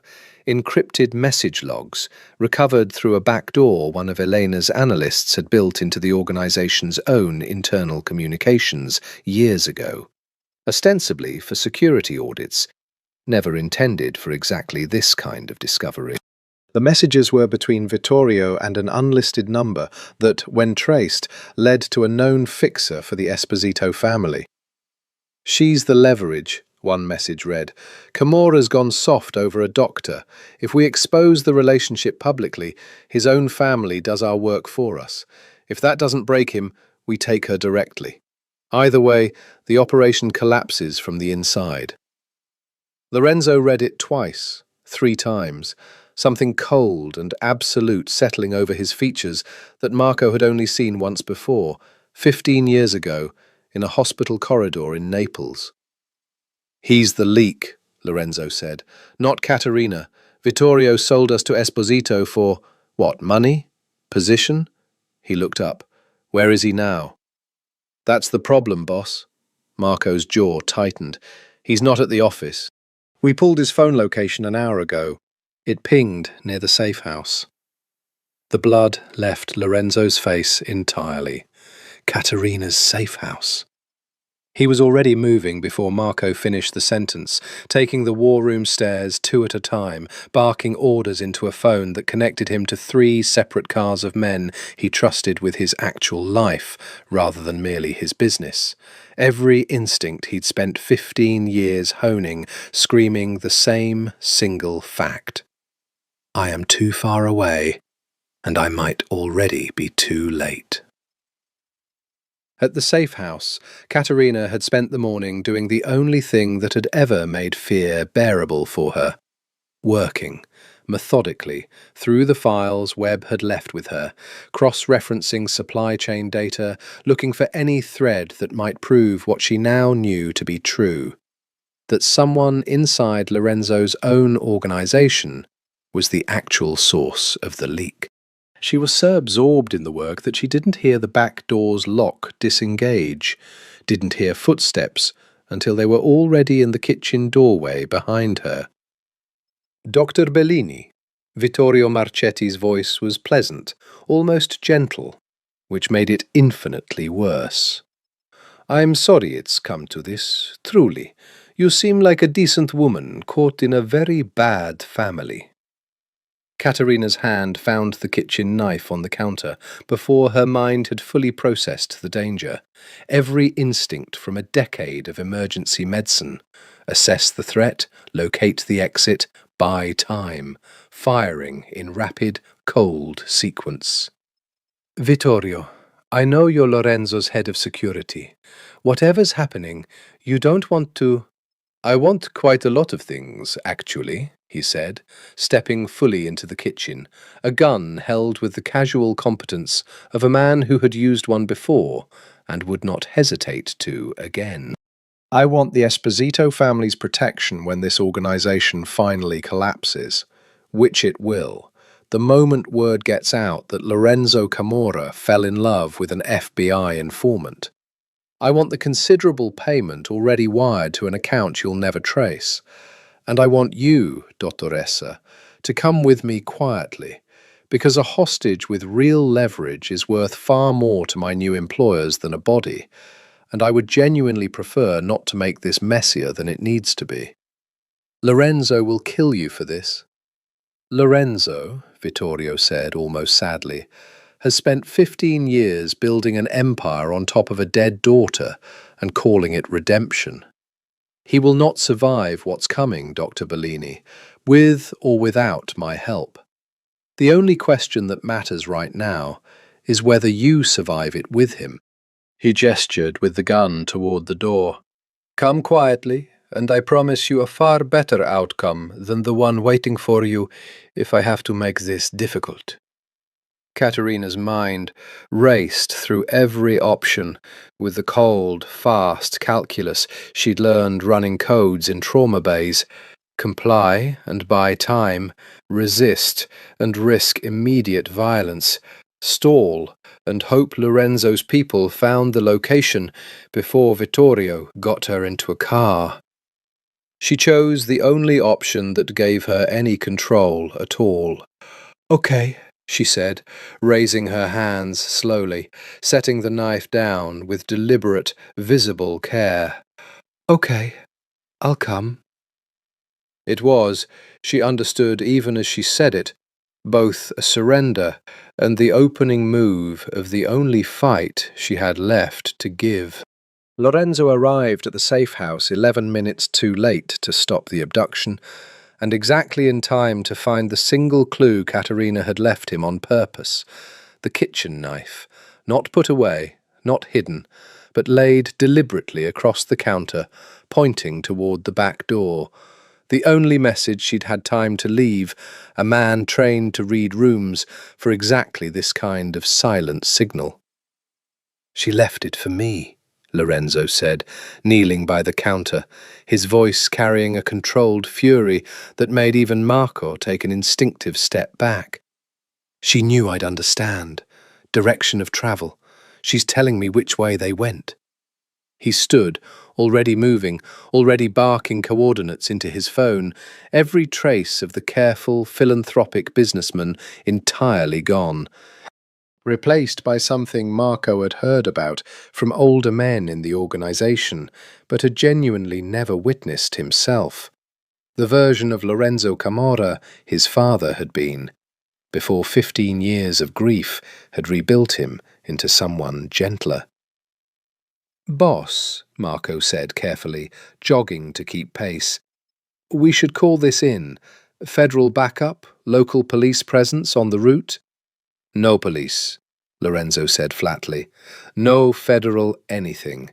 The moment law enforcement is involved, Vittorio panics, and a panicked man with a hostage and an Esposito payday waiting at the end of this does not make rational decisions. This ends with my hands, Marco, or it doesn't end at all." It took 4 hours of brutal, methodical tracking.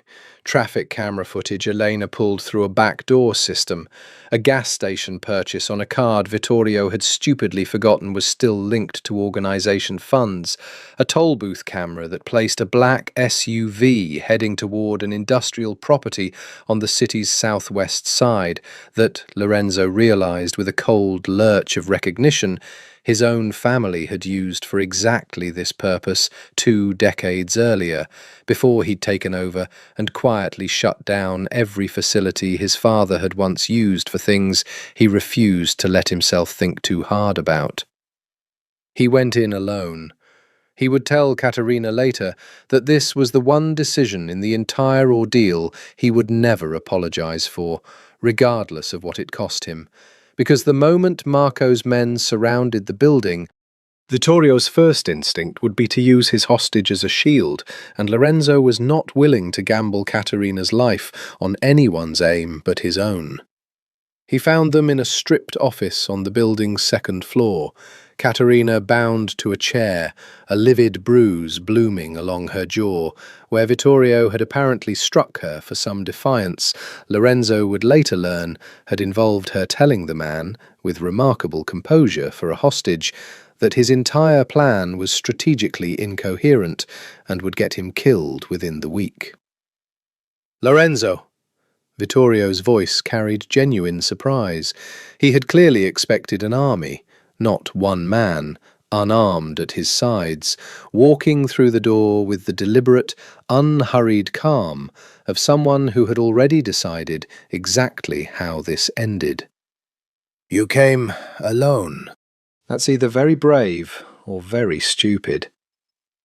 "I've been told that before," Lorenzo said, eyes never leaving Katerina's, reading in one glance the controlled fear behind her steady gaze, cataloguing the bruise, the bound wrists, the small, defiant set of her jaw that told him, even now, even here, she had not stopped fighting. "Let her go, Vittorio. This is between you and me. It was always going to be between you and me. The moment you decided to betray 6 years of trust for an Esposito paycheck." "You think this is about money?" Something genuinely wounded flickered across Vittorio's face. "I watched you become unrecognizable, Lorenzo. The man who used to understand that this family survives through strength, through fear, through being the thing other organizations are afraid to cross. And you turned us into a charity. Pediatric wings. War rooms tracing supply chains like we're a legitimate corporation instead of what we actually are. I did not betray this family. I tried to save it from a boss who fell in love with a doctor and forgot what blood we actually come from." "Then you should have come to me directly," Lorenzo said, voice dropping low, dangerous. Instead, you sold us to a rival family, leaked photographs that destroyed a good woman's career, and put a gun on someone who has never once threatened you.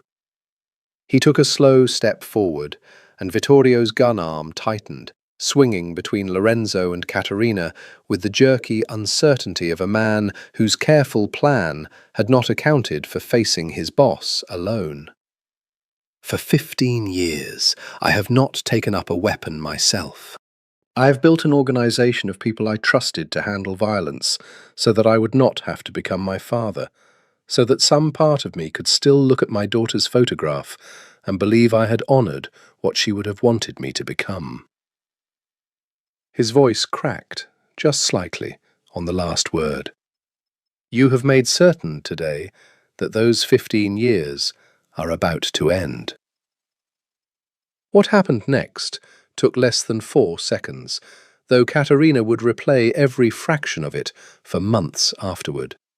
Vittorio's gun swinging toward Lorenzo in a final desperate move, Lorenzo closing the distance between them with a speed that should have been impossible for a man who'd spent 15 years in boardrooms rather than alleys. The brief, brutal struggle that ended with Vittorio on the ground and Lorenzo standing over him, breathing hard. A gun that had been Vittorio's own, now steady in his hand. He did not fire it. Caterina would understand later that this restraint, choosing in the end to call Marco's men in to take Vittorio alive rather than ending it himself in that room, was the single most important decision Lorenzo Camorra made in the entire ordeal, the moment that separated the man trying to become something better from the inheritance he'd spent his whole life resisting. He crossed the room instead, cutting her bindings with hands that shook for the first time since she'd known him, and pulled her into an embrace so fierce it nearly hurt, his whole body trembling with adrenaline and relief, and a fear he had clearly never let himself fully feel until exactly this moment. "I thought I'd lost you," he said into her hair, voice breaking completely. "For the first time in 15 years, Caterina, I took up arms for someone, not for power, not for my family's business, not for revenge. For you. Only for you. And I have never, in my entire life, been more terrified of anything than I was of losing this fight." The weeks that followed, unspooled in a blur of consequences neither of them had fully anticipated.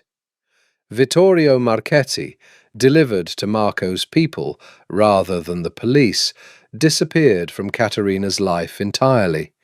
She did not ask what happened to him, and Lorenzo did not offer, and the silence between them on that particular subject became one of the unspoken boundaries that defined the strange, fragile new shape of their relationship.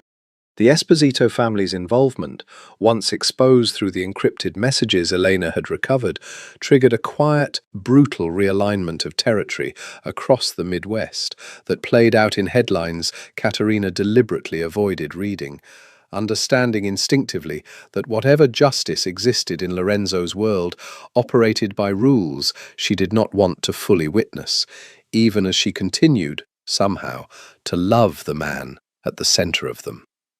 Dominic, the consigliere, called a second family meeting 10 days after the rescue. This one, Lorenzo told her afterward, had gone very differently from the first. "You were right to defy us," Dominic had said, with the particular grudging respect of a man who valued strength above all else, and had just watched his nephew demonstrate an enormous, undeniable quantity of it. The leak was internal. The woman was loyal, and more than that, she showed courage in that room that men twice her size would not have managed. "I withdraw my concern, Lorenzo. But I will tell you plainly, the federal pressure has not eased. If anything, the Esposito collapse has drawn more attention to our operations, not less. You need to consider, very seriously, what kind of future this family has left, and what kind of future you intend to build inside it, with or without her." It was a warning dressed as a blessing, and Lorenzo understood it exactly as intended.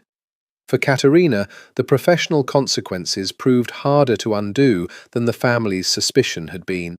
The hospital's ethics board, after a 6-week review that felt to her like a slow public execution, ultimately cleared her of any wrongdoing. Webb's testimony about her cooperation with federal investigators, delivered under careful legal constraints that protected the integrity of the ongoing case, had been the decisive factor.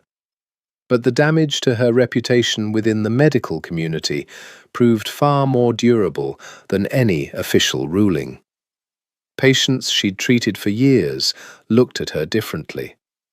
Colleagues who'd once sought her out for second opinions now found reasons to avoid eye contact in hallways. Her attending, Dr. Okonkwo Reyes, fought for her reinstatement with a loyalty that moved her to tears, but even he could not fully undo the tabloid narrative that had calcified in the public mind.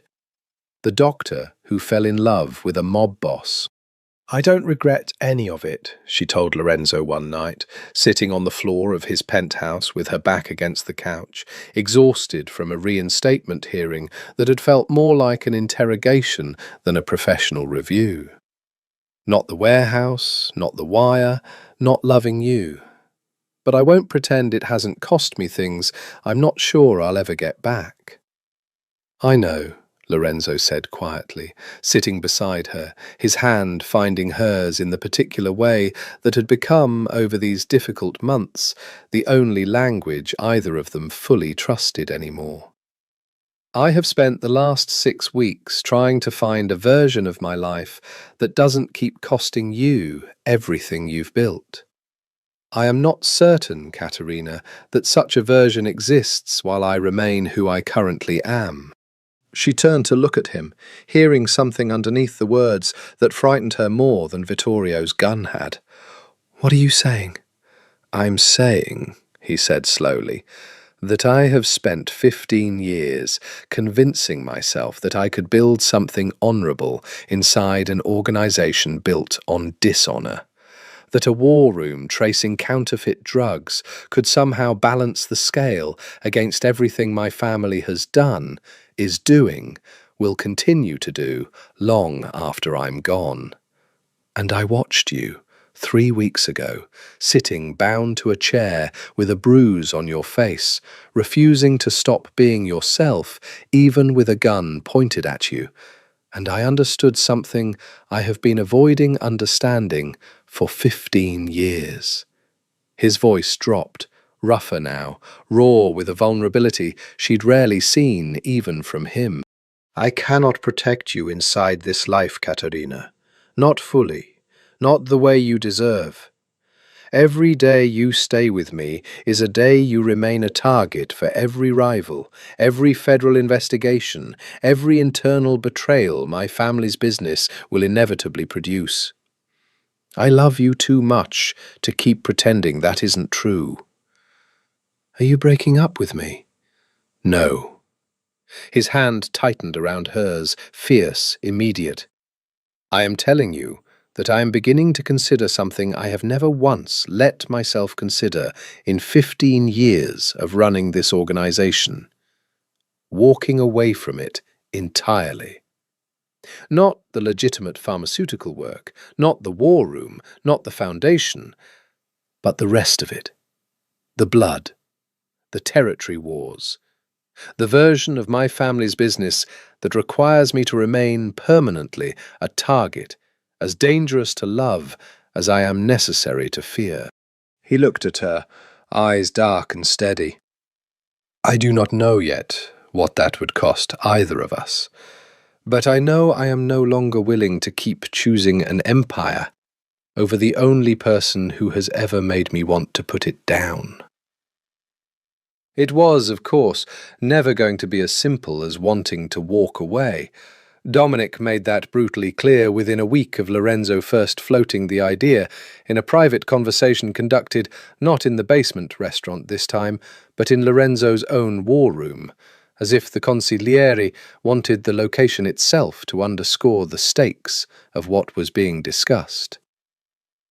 You think you can simply resign, Dominic said, voice flat with a contempt Lorenzo had rarely heard directed at him before. The way a man leaves a corporate job he's grown tired of. You are not an employee, Lorenzo. You are the fourth generation of a bloodline that has run this organization for 90 years. There is no clean exit. There is no severance package. The only ways out of this family are death, federal prison, or witness protection after testifying against everyone who trusted you. And I promise you, nephew, the last option will not feel like freedom.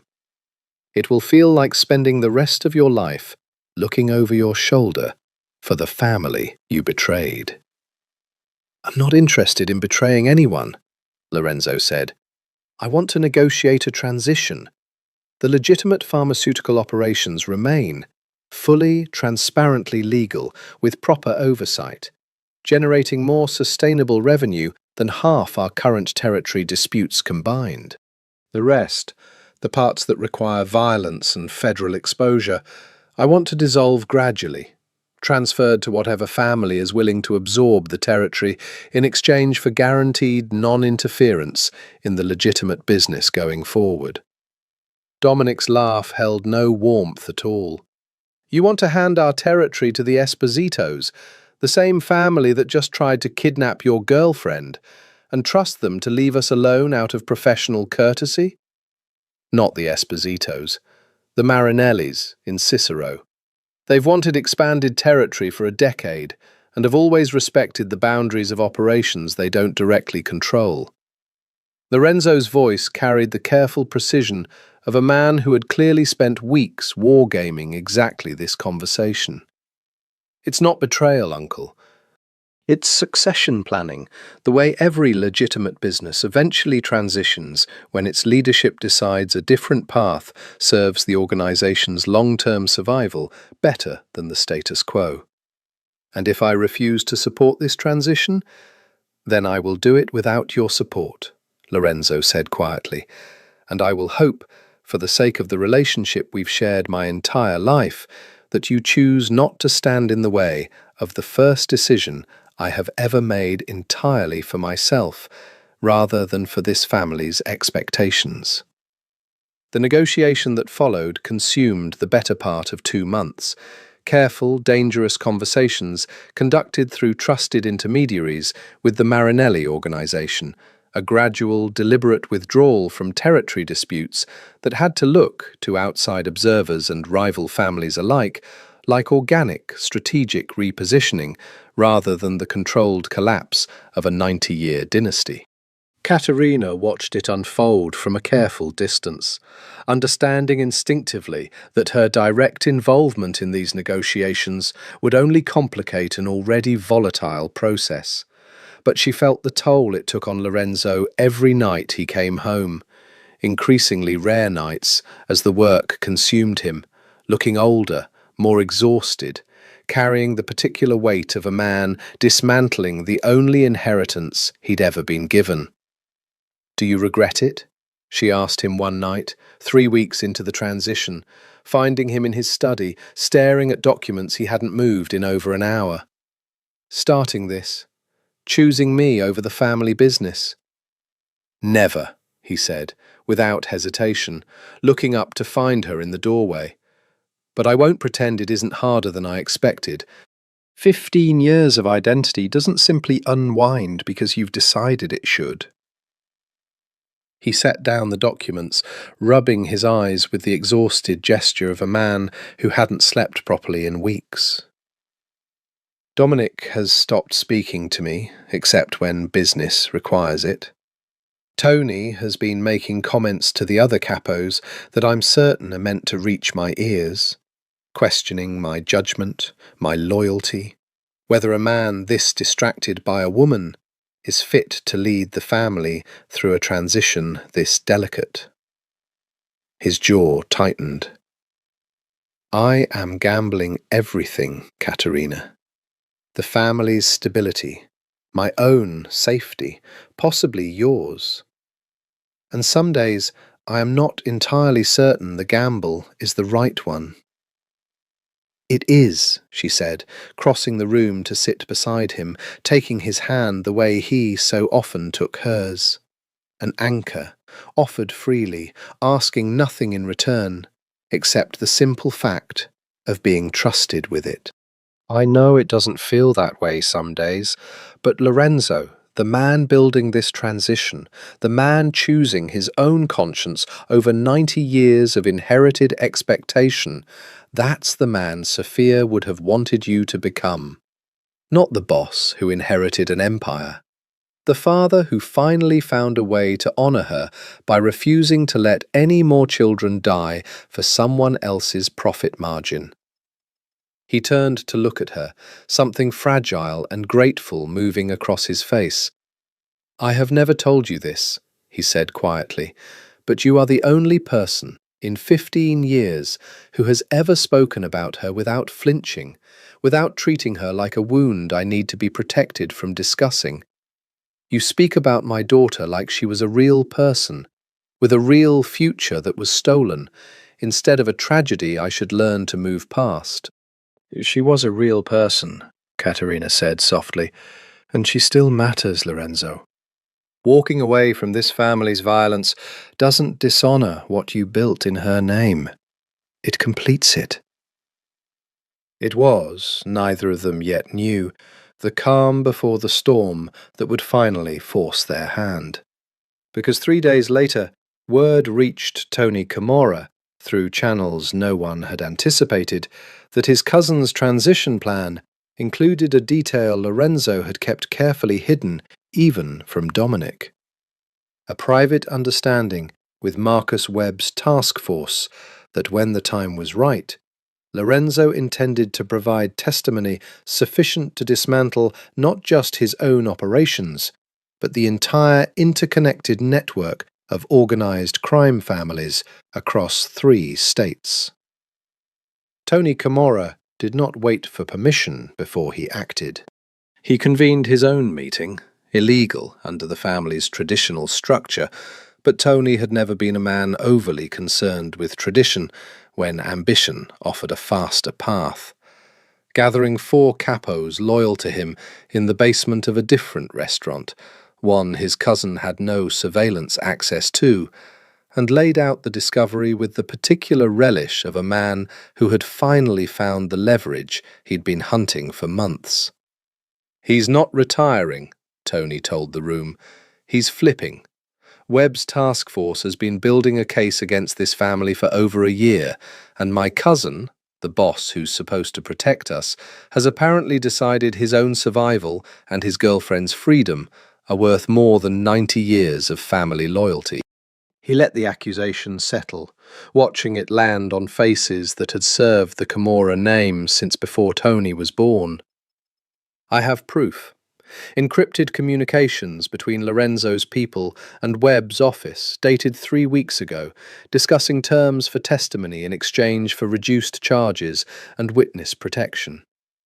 It was, Tony would never admit, a partial fabrication. The communications were real, intercepted through a contact inside the federal building's IT department, but the terms had not yet been finalized, the testimony not yet committed to. Tony understood, with the cold pragmatism of a man who had waited his entire life for exactly this opportunity, that the difference between considering testimony and committed traitor mattered far less than how convincingly he could present the accusation to men who had spent their whole lives being taught that betrayal was the only unforgivable sin. "The family's law is clear," Tony continued, voice hardening. "A boss who turns informant doesn't get a grace period for good behavior. He gets the same sentence anyone else would receive for selling out 90 years of blood. And the woman who turned him soft enough to consider it dies with him, so there's no witness left to testify, no leverage left for the federal government to use." The vote that followed was not unanimous. 2 of the 4 capos hesitated, uncertain about moving against a sitting boss without Dominic's explicit approval. But Tony had counted votes before convening the meeting and knew, with the precision of a man who'd spent years preparing for exactly this moment, that 3 votes were enough to authorize what came next. Dominic learned of the order 4 hours later, far too late to stop its initial momentum, and immediately understood the catastrophic position it placed him in. Caught between loyalty to a nephew he had personally trained, doubt about whether that nephew's transition plan truly included betrayal, and the brutal political reality that openly opposing Tony's faction now, with the order already issued, risked tearing the entire organisation apart in a civil war that would leave both Camorra cousins dead and the family's territory carved up by rivals within a month. He chose the only option that preserved any possibility of a future. He called Lorenzo directly, voice carrying none of its usual cold authority, stripped down to something almost paternal in its urgency. "Tony has issued a kill order," Dominic said without preamble the moment Lorenzo answered. "On you and on Caterina. He claims he has proof you're cooperating with the federal task force, proof I have not personally verified, and proof I do not fully trust, but proof that has already convinced enough of the family's capos to authorize action. You have hours, Lorenzo, not days. Whatever you intend to do, you need to do it now." Lorenzo's blood went cold. Whose hand is carrying it out? Tony's, personally, with 2 men loyal to him. They left 20 minutes ago. I don't know their exact destination, but given the timing, I would assume they're heading for your apartment first, and Caterina's hospital second. She's not at the hospital. She's reinstated, but on a modified schedule. Lorenzo was already moving, grabbing his coat, his phone pressed to his ear with one hand, while the other reached for a gun he kept locked in his study, a weapon he had not touched in 15 years, and now found himself reaching for with grim, practiced certainty. "Dominic, why are you telling me this? You could let this happen. It solves your problem with me as cleanly as anything could." A long silence on the line. "Because, despite everything," Dominic said finally, voice rough with an emotion Lorenzo had genuinely never heard from his uncle before, "you are still my brother's son, and I watched you become someone better than any of us thought you'd become, even if it cost this family something we weren't prepared to lose. I cannot stop Tony's order, but I am not willing to let it succeed without at least giving you the chance to run." "Run where? This is Tony's territory as much as it's mine. Every safe house, every contact, every road out of this city." "Not every road," Dominic interrupted. "There's a private airstrip 40 miles southwest, registered to a shell company that has never once appeared in any operational document Tony has access to. I used it myself, years ago, for things your father never knew about. The plane is fueled and ready within the hour if you call the number I'm about to send you." A pause, heavy with everything neither man could quite say. "Get her, Lorenzo. Get out. And do not, under any circumstances, look back to settle this with Tony directly. That is exactly the confrontation he is hoping you'll choose, because it gives him the justification he needs to finish what tonight's order started." Lorenzo was already in the car, Marco driving with white-knuckled urgency through streets that suddenly felt like enemy territory, in a city he'd spent his entire life believing belonged to him. "Caterina," he said into the phone the moment her line connected, voice raw with a fear that cut through every careful control he'd built over 15 years. "Listen to me very carefully. I need you to leave wherever you are right now and meet me at the corner of Halstead and Roosevelt in exactly 12 minutes. Don't ask why. Don't pack anything, just go, now, and trust me the way you trusted me in that warehouse 15 months ago, when you looked a dangerous man directly in the eye and decided to believe him anyway. She was waiting at the corner when Marco's car pulled up. Exactly 12 minutes later, no questions asked, every instinct from a decade of medical training telling her that some emergencies didn't allow time for explanation before action. "Get in," Lorenzo said, already reaching to pull the door shut behind her before the car had fully stopped moving. Marco accelerating away from the curb with a precision that suggested he'd planned this exact escape route days, not minutes, in advance. "Tony's issued a kill order on both of us. We have a plane waiting 40 miles from here, and after that, I genuinely do not know." Katerina's hands found his without hesitation, steadier than either of them expected. "Tell me what you need from me." "I need you to understand," Lorenzo said, voice tight with the particular controlled urgency of a man holding back panic through sheer force of will, "that the moment we get on that plane, we are choosing a life neither of us has ever lived. No hospital, no residency, no penthouse, no foundation, no name either of us currently carries. 48 hours from now, if we are very, very lucky, we are alive somewhere Tony cannot reach us, and we begin building an entirely different existence from absolutely nothing." His grip on her hand tightened. "I need to know, Katerina, before we get on that plane, whether you are willing to choose that life, because I will not force this on you.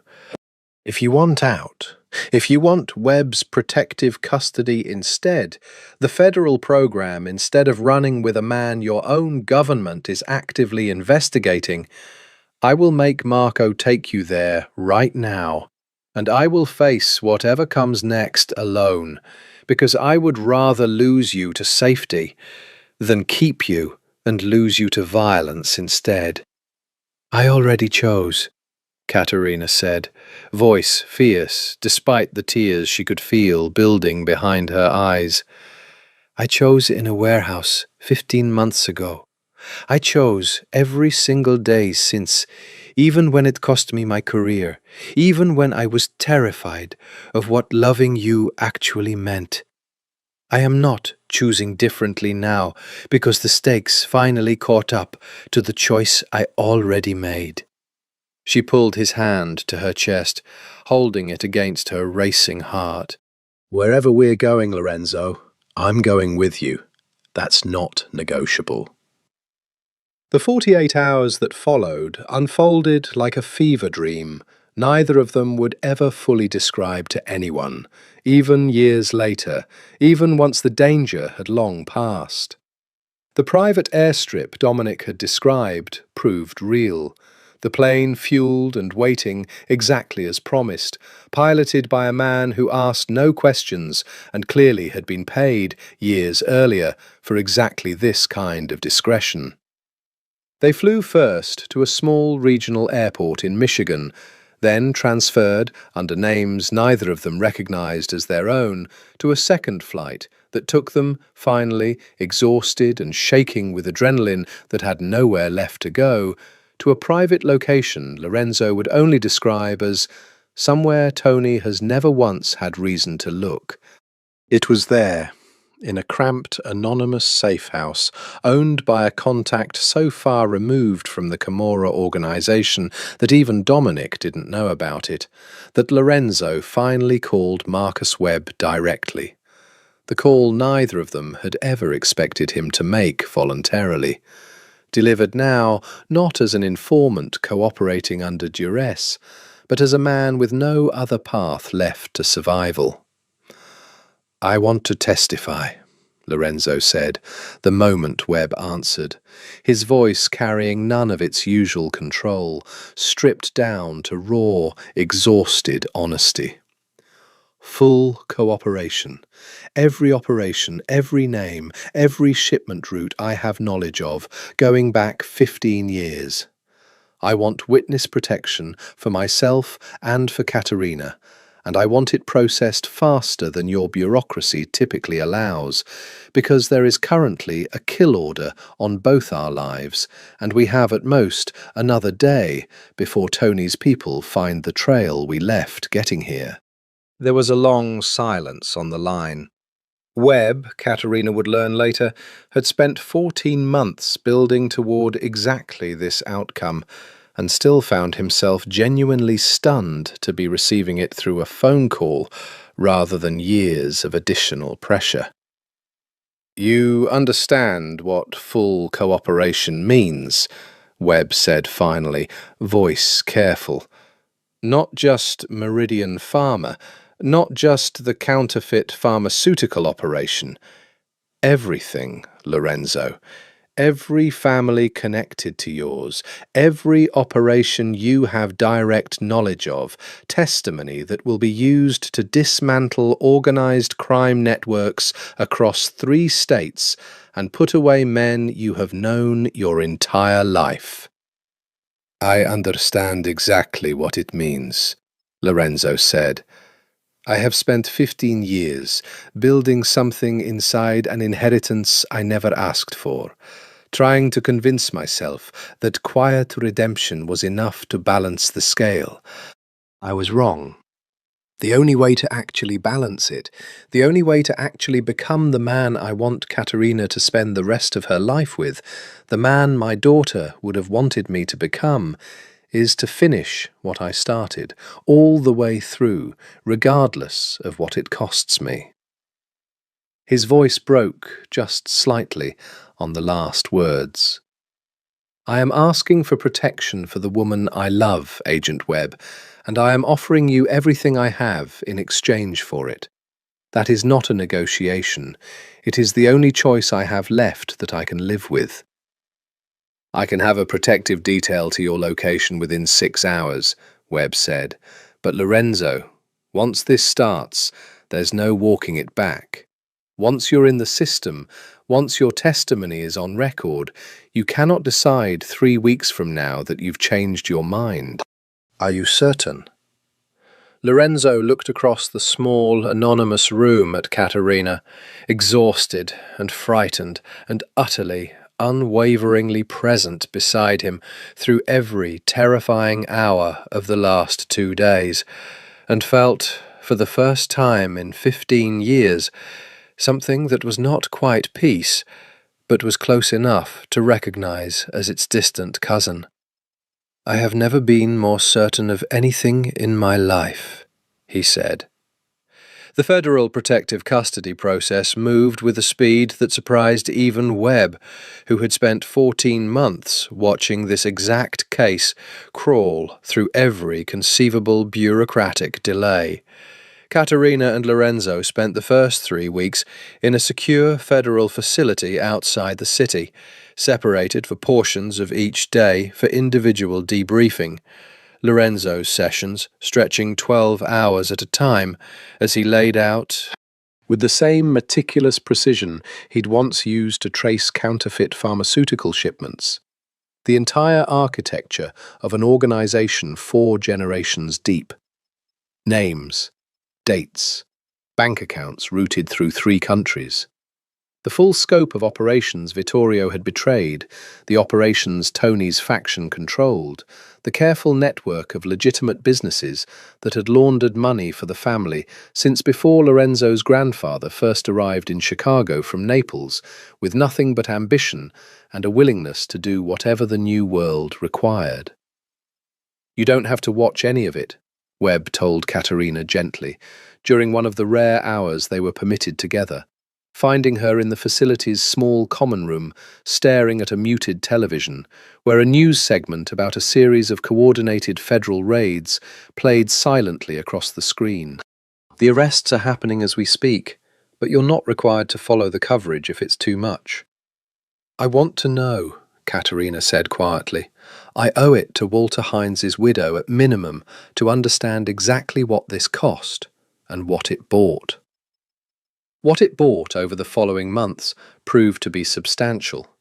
41 arrests across 3 states, including Tony Camorra himself, taken into custody at a property he'd believed secure precisely because Lorenzo's testimony had identified it as one of the few locations even Dominic hadn't known about. Dominic himself was charged, but, through a careful plea arrangement his own decades of caution had clearly anticipated, received a significantly reduced sentence in exchange for corroborating testimony that filled gaps even Lorenzo's account couldn't reach.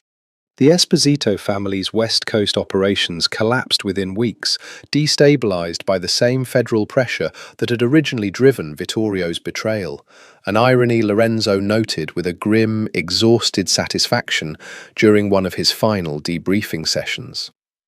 The legitimate pharmaceutical operations Lorenzo had spent 15 years building survived, transitioned through careful legal arrangements into an independent foundation that continued funding the pediatric cardiac unit at Northwestern Memorial under new, transparent leadership with no connection to either Lorenzo or the Camorra name. A final act of penance, Caterina understood, for a man determined to make certain that whatever good he'd built outlasted the empire it had grown from. The trial itself, when it finally came, unfolded over 6 grueling weeks that Caterina watched in careful, anonymized snippets through Webb's office, never permitted to attend in person for security reasons that no longer required explanation. She watched, through second-hand accounts and the occasional photograph Webb shared against strict protocol, as Lorenzo Camorra sat in a federal courtroom and testified in methodical, devastating detail against the only family he had ever known. He did not flinch from any of it, Webb told her afterward. He answered every question with the same precise honesty he'd shown in their very first debriefing session, including the questions that clearly cost him the most, questions about his own violence, his own complicity in 15 years of an organization's brutality, delivered without the careful distance of a man trying to minimize his own guilt. "I am not here today because I believe I have earned forgiveness," Lorenzo told the courtroom in testimony that would later be quoted in 3 separate news outlets. "I am here because I spent 15 years telling myself that controlling violence from the inside was different from committing it. And I have come to understand that the distinction was a comfortable lie I told myself to survive what I had become. I cannot undo what this organization has done, what I personally have done. I can only offer this testimony, in full, in the hope that it prevents even a fraction of the harm I spent 15 years failing to fully prevent myself." Tony Camorra, convicted on racketeering and conspiracy to commit murder charges related to the kill order, received a sentence of 32 years. Vittorio Marchetti, located eventually through a federal task force operating in coordination with Lorenzo's testimony, received 22 years for his role in the Esposito conspiracy. Dominic, his cooperation weighed carefully against decades of leadership within the organization, received 8 years, eligible for parole in 5. Lorenzo himself, under the terms of his cooperation agreement, received a significantly reduced sentence, 18 months, the majority of which the court agreed to convert into supervised service requirements, given the scope and value of his testimony, followed by entry into the Federal Witness Protection Program alongside Caterina, whose own cooperation, beginning with 3 months of carefully edited intelligence fed through Marcus Webb's careful guidance, was formally acknowledged as instrumental to the case's success. 18 months, Caterina said, the night the sentencing was finalized, sitting across from Lorenzo in the small federal housing unit they'd been assigned during the final stage of the process, both of them still adjusting to the strange, suspended reality of a life paused between one identity and the next. "I can survive 18 months. I've survived worse.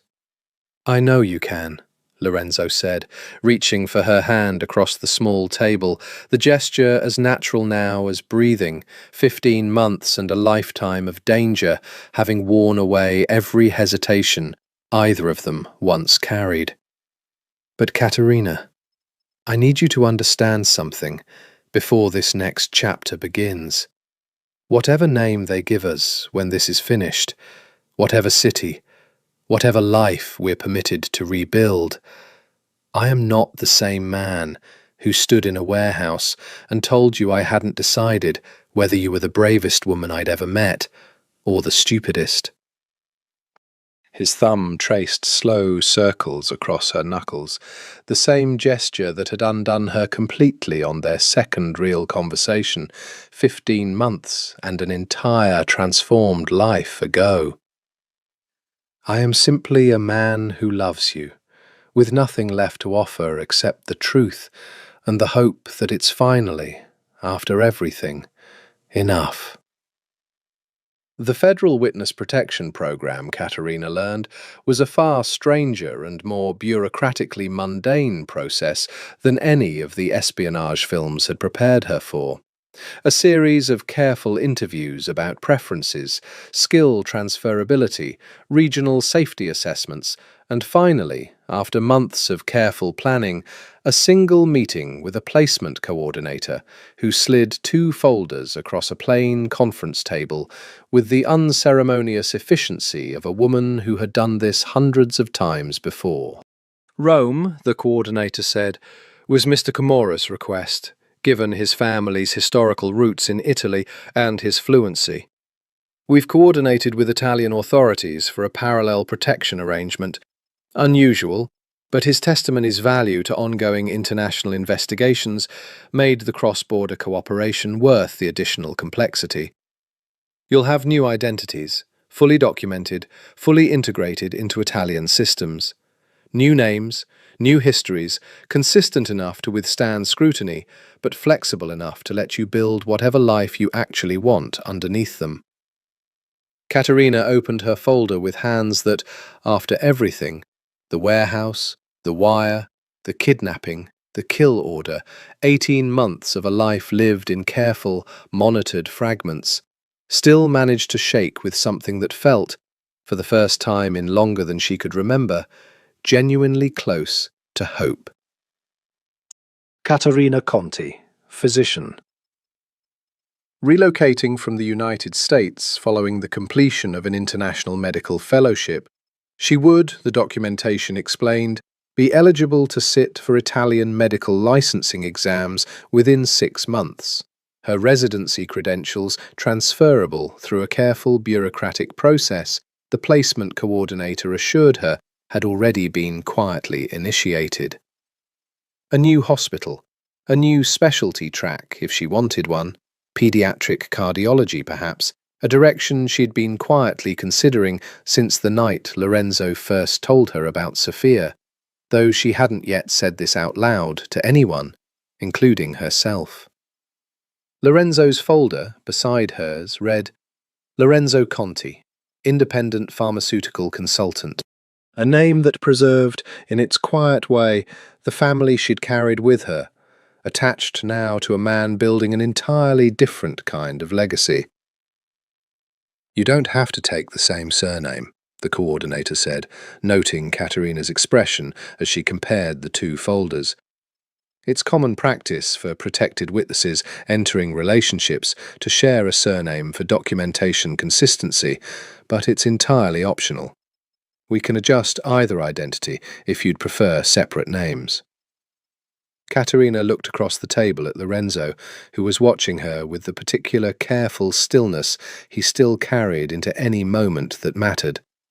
The same stillness she'd first encountered in a dark warehouse 15 months ago, before she'd understood it was not coldness, but a man permanently braced for loss, learning slowly, painfully, that some things were finally safe enough to want without flinching.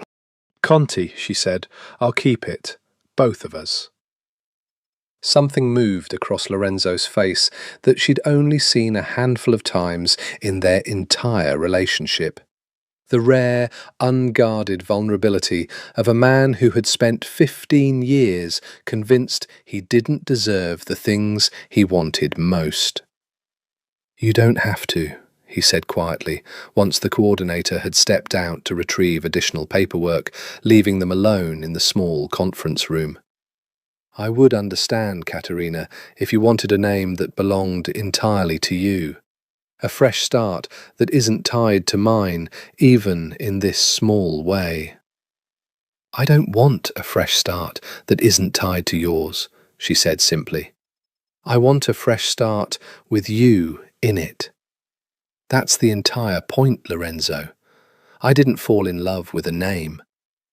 I fell in love with a man who handed me a key to his grandmother's apartment in Naples before either of us understood we'd actually need it."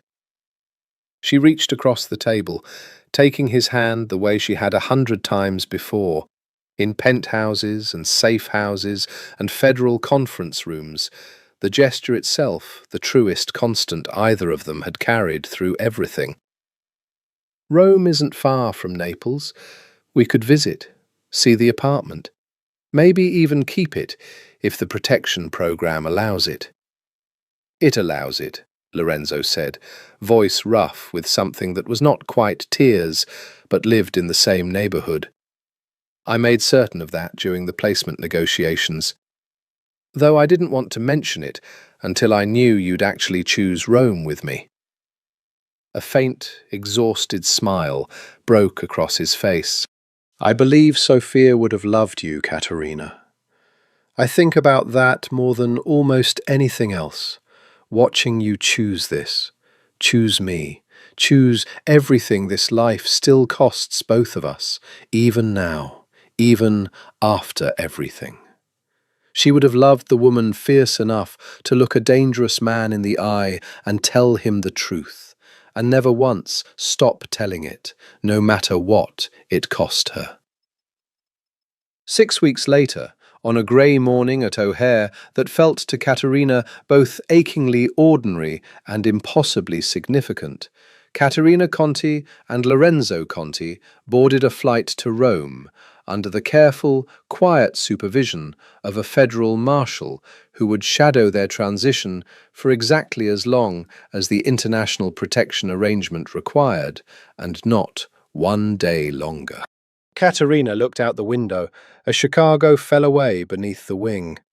The city, where she'd broken into a warehouse alone in the dark, where she'd fallen in love with a dangerous man across a candle-lit table, where she'd worn a wire against her own skin and nearly lost everything trying to hold two truths at once, and felt, for the first time in 15 months, the particular unfamiliar lightness of a person finally permitted to simply exist, without strategy, without fear, without the constant calculus of survival that had defined every single day since the night she'd first heard Lorenzo Camora's voice in the dark.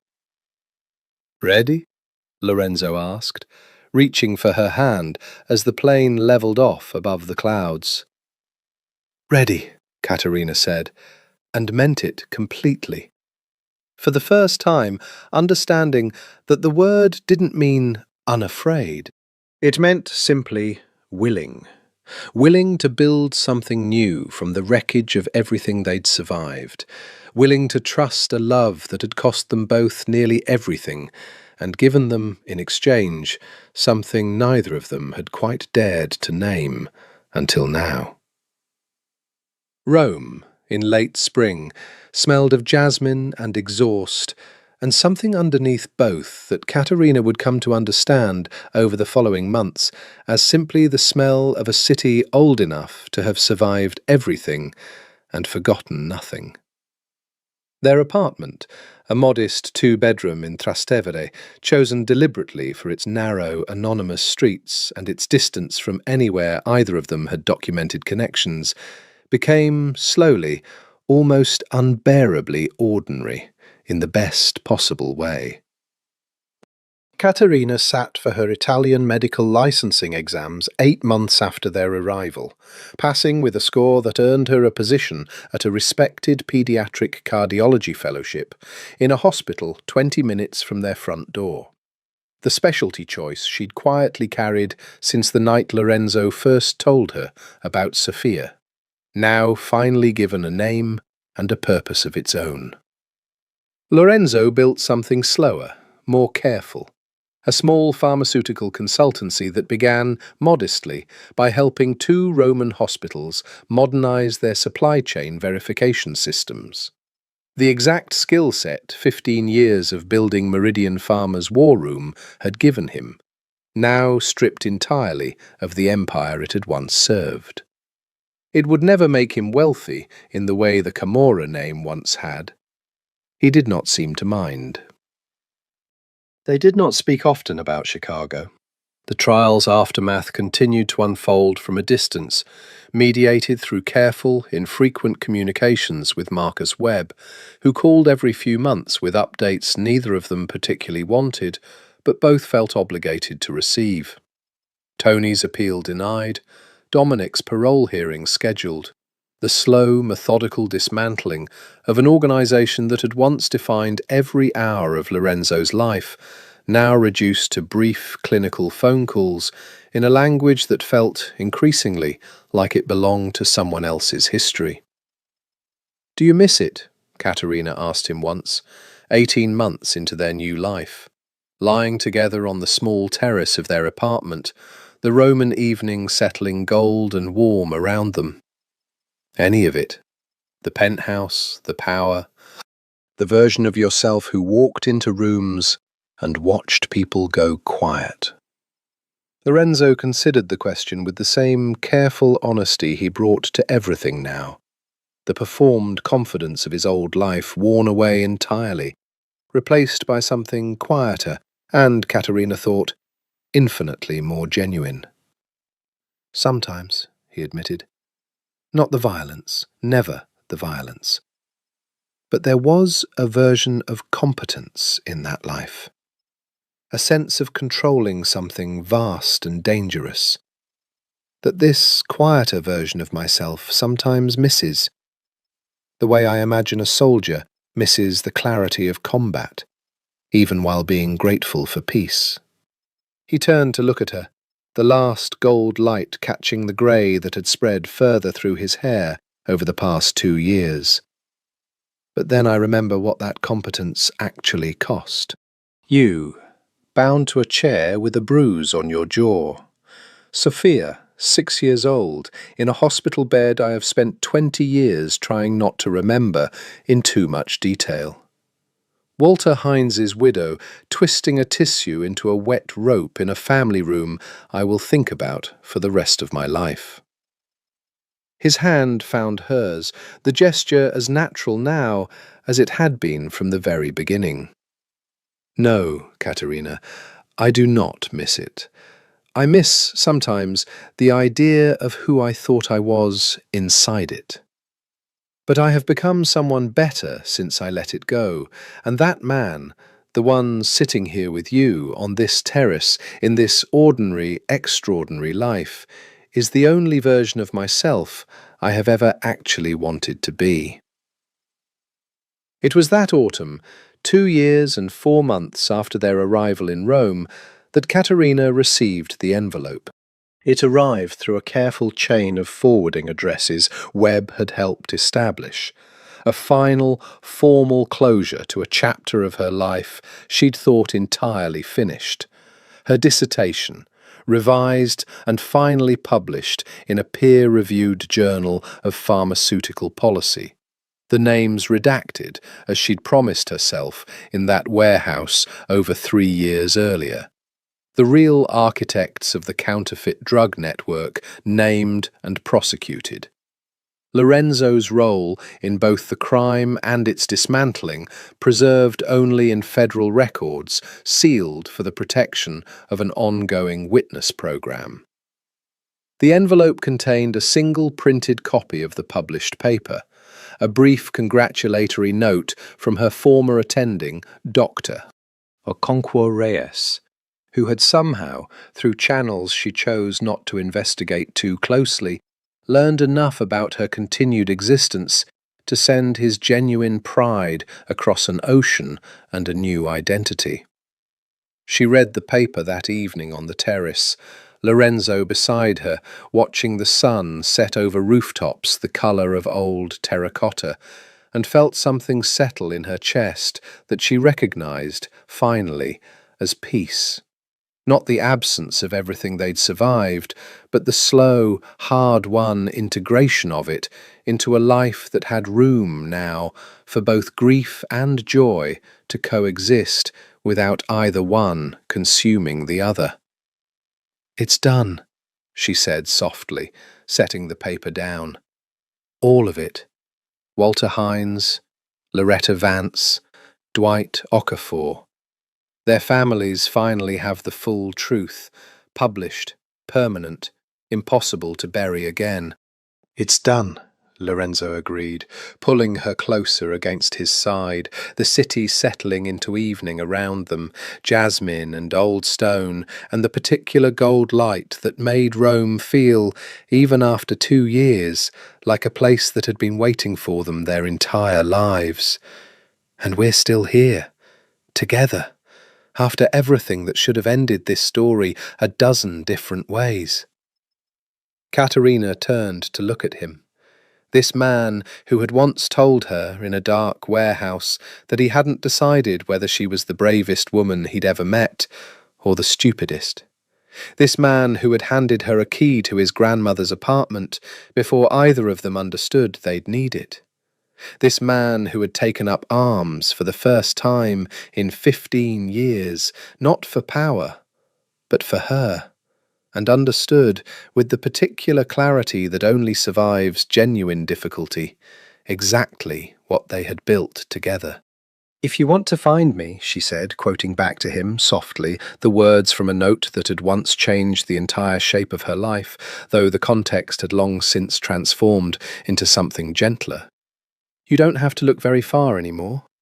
"No," Lorenzo agreed, drawing her hand to his lips, the Roman evening deepening around them into the particular blue dark that belonged, now, entirely to the life they'd chosen together. "I never do."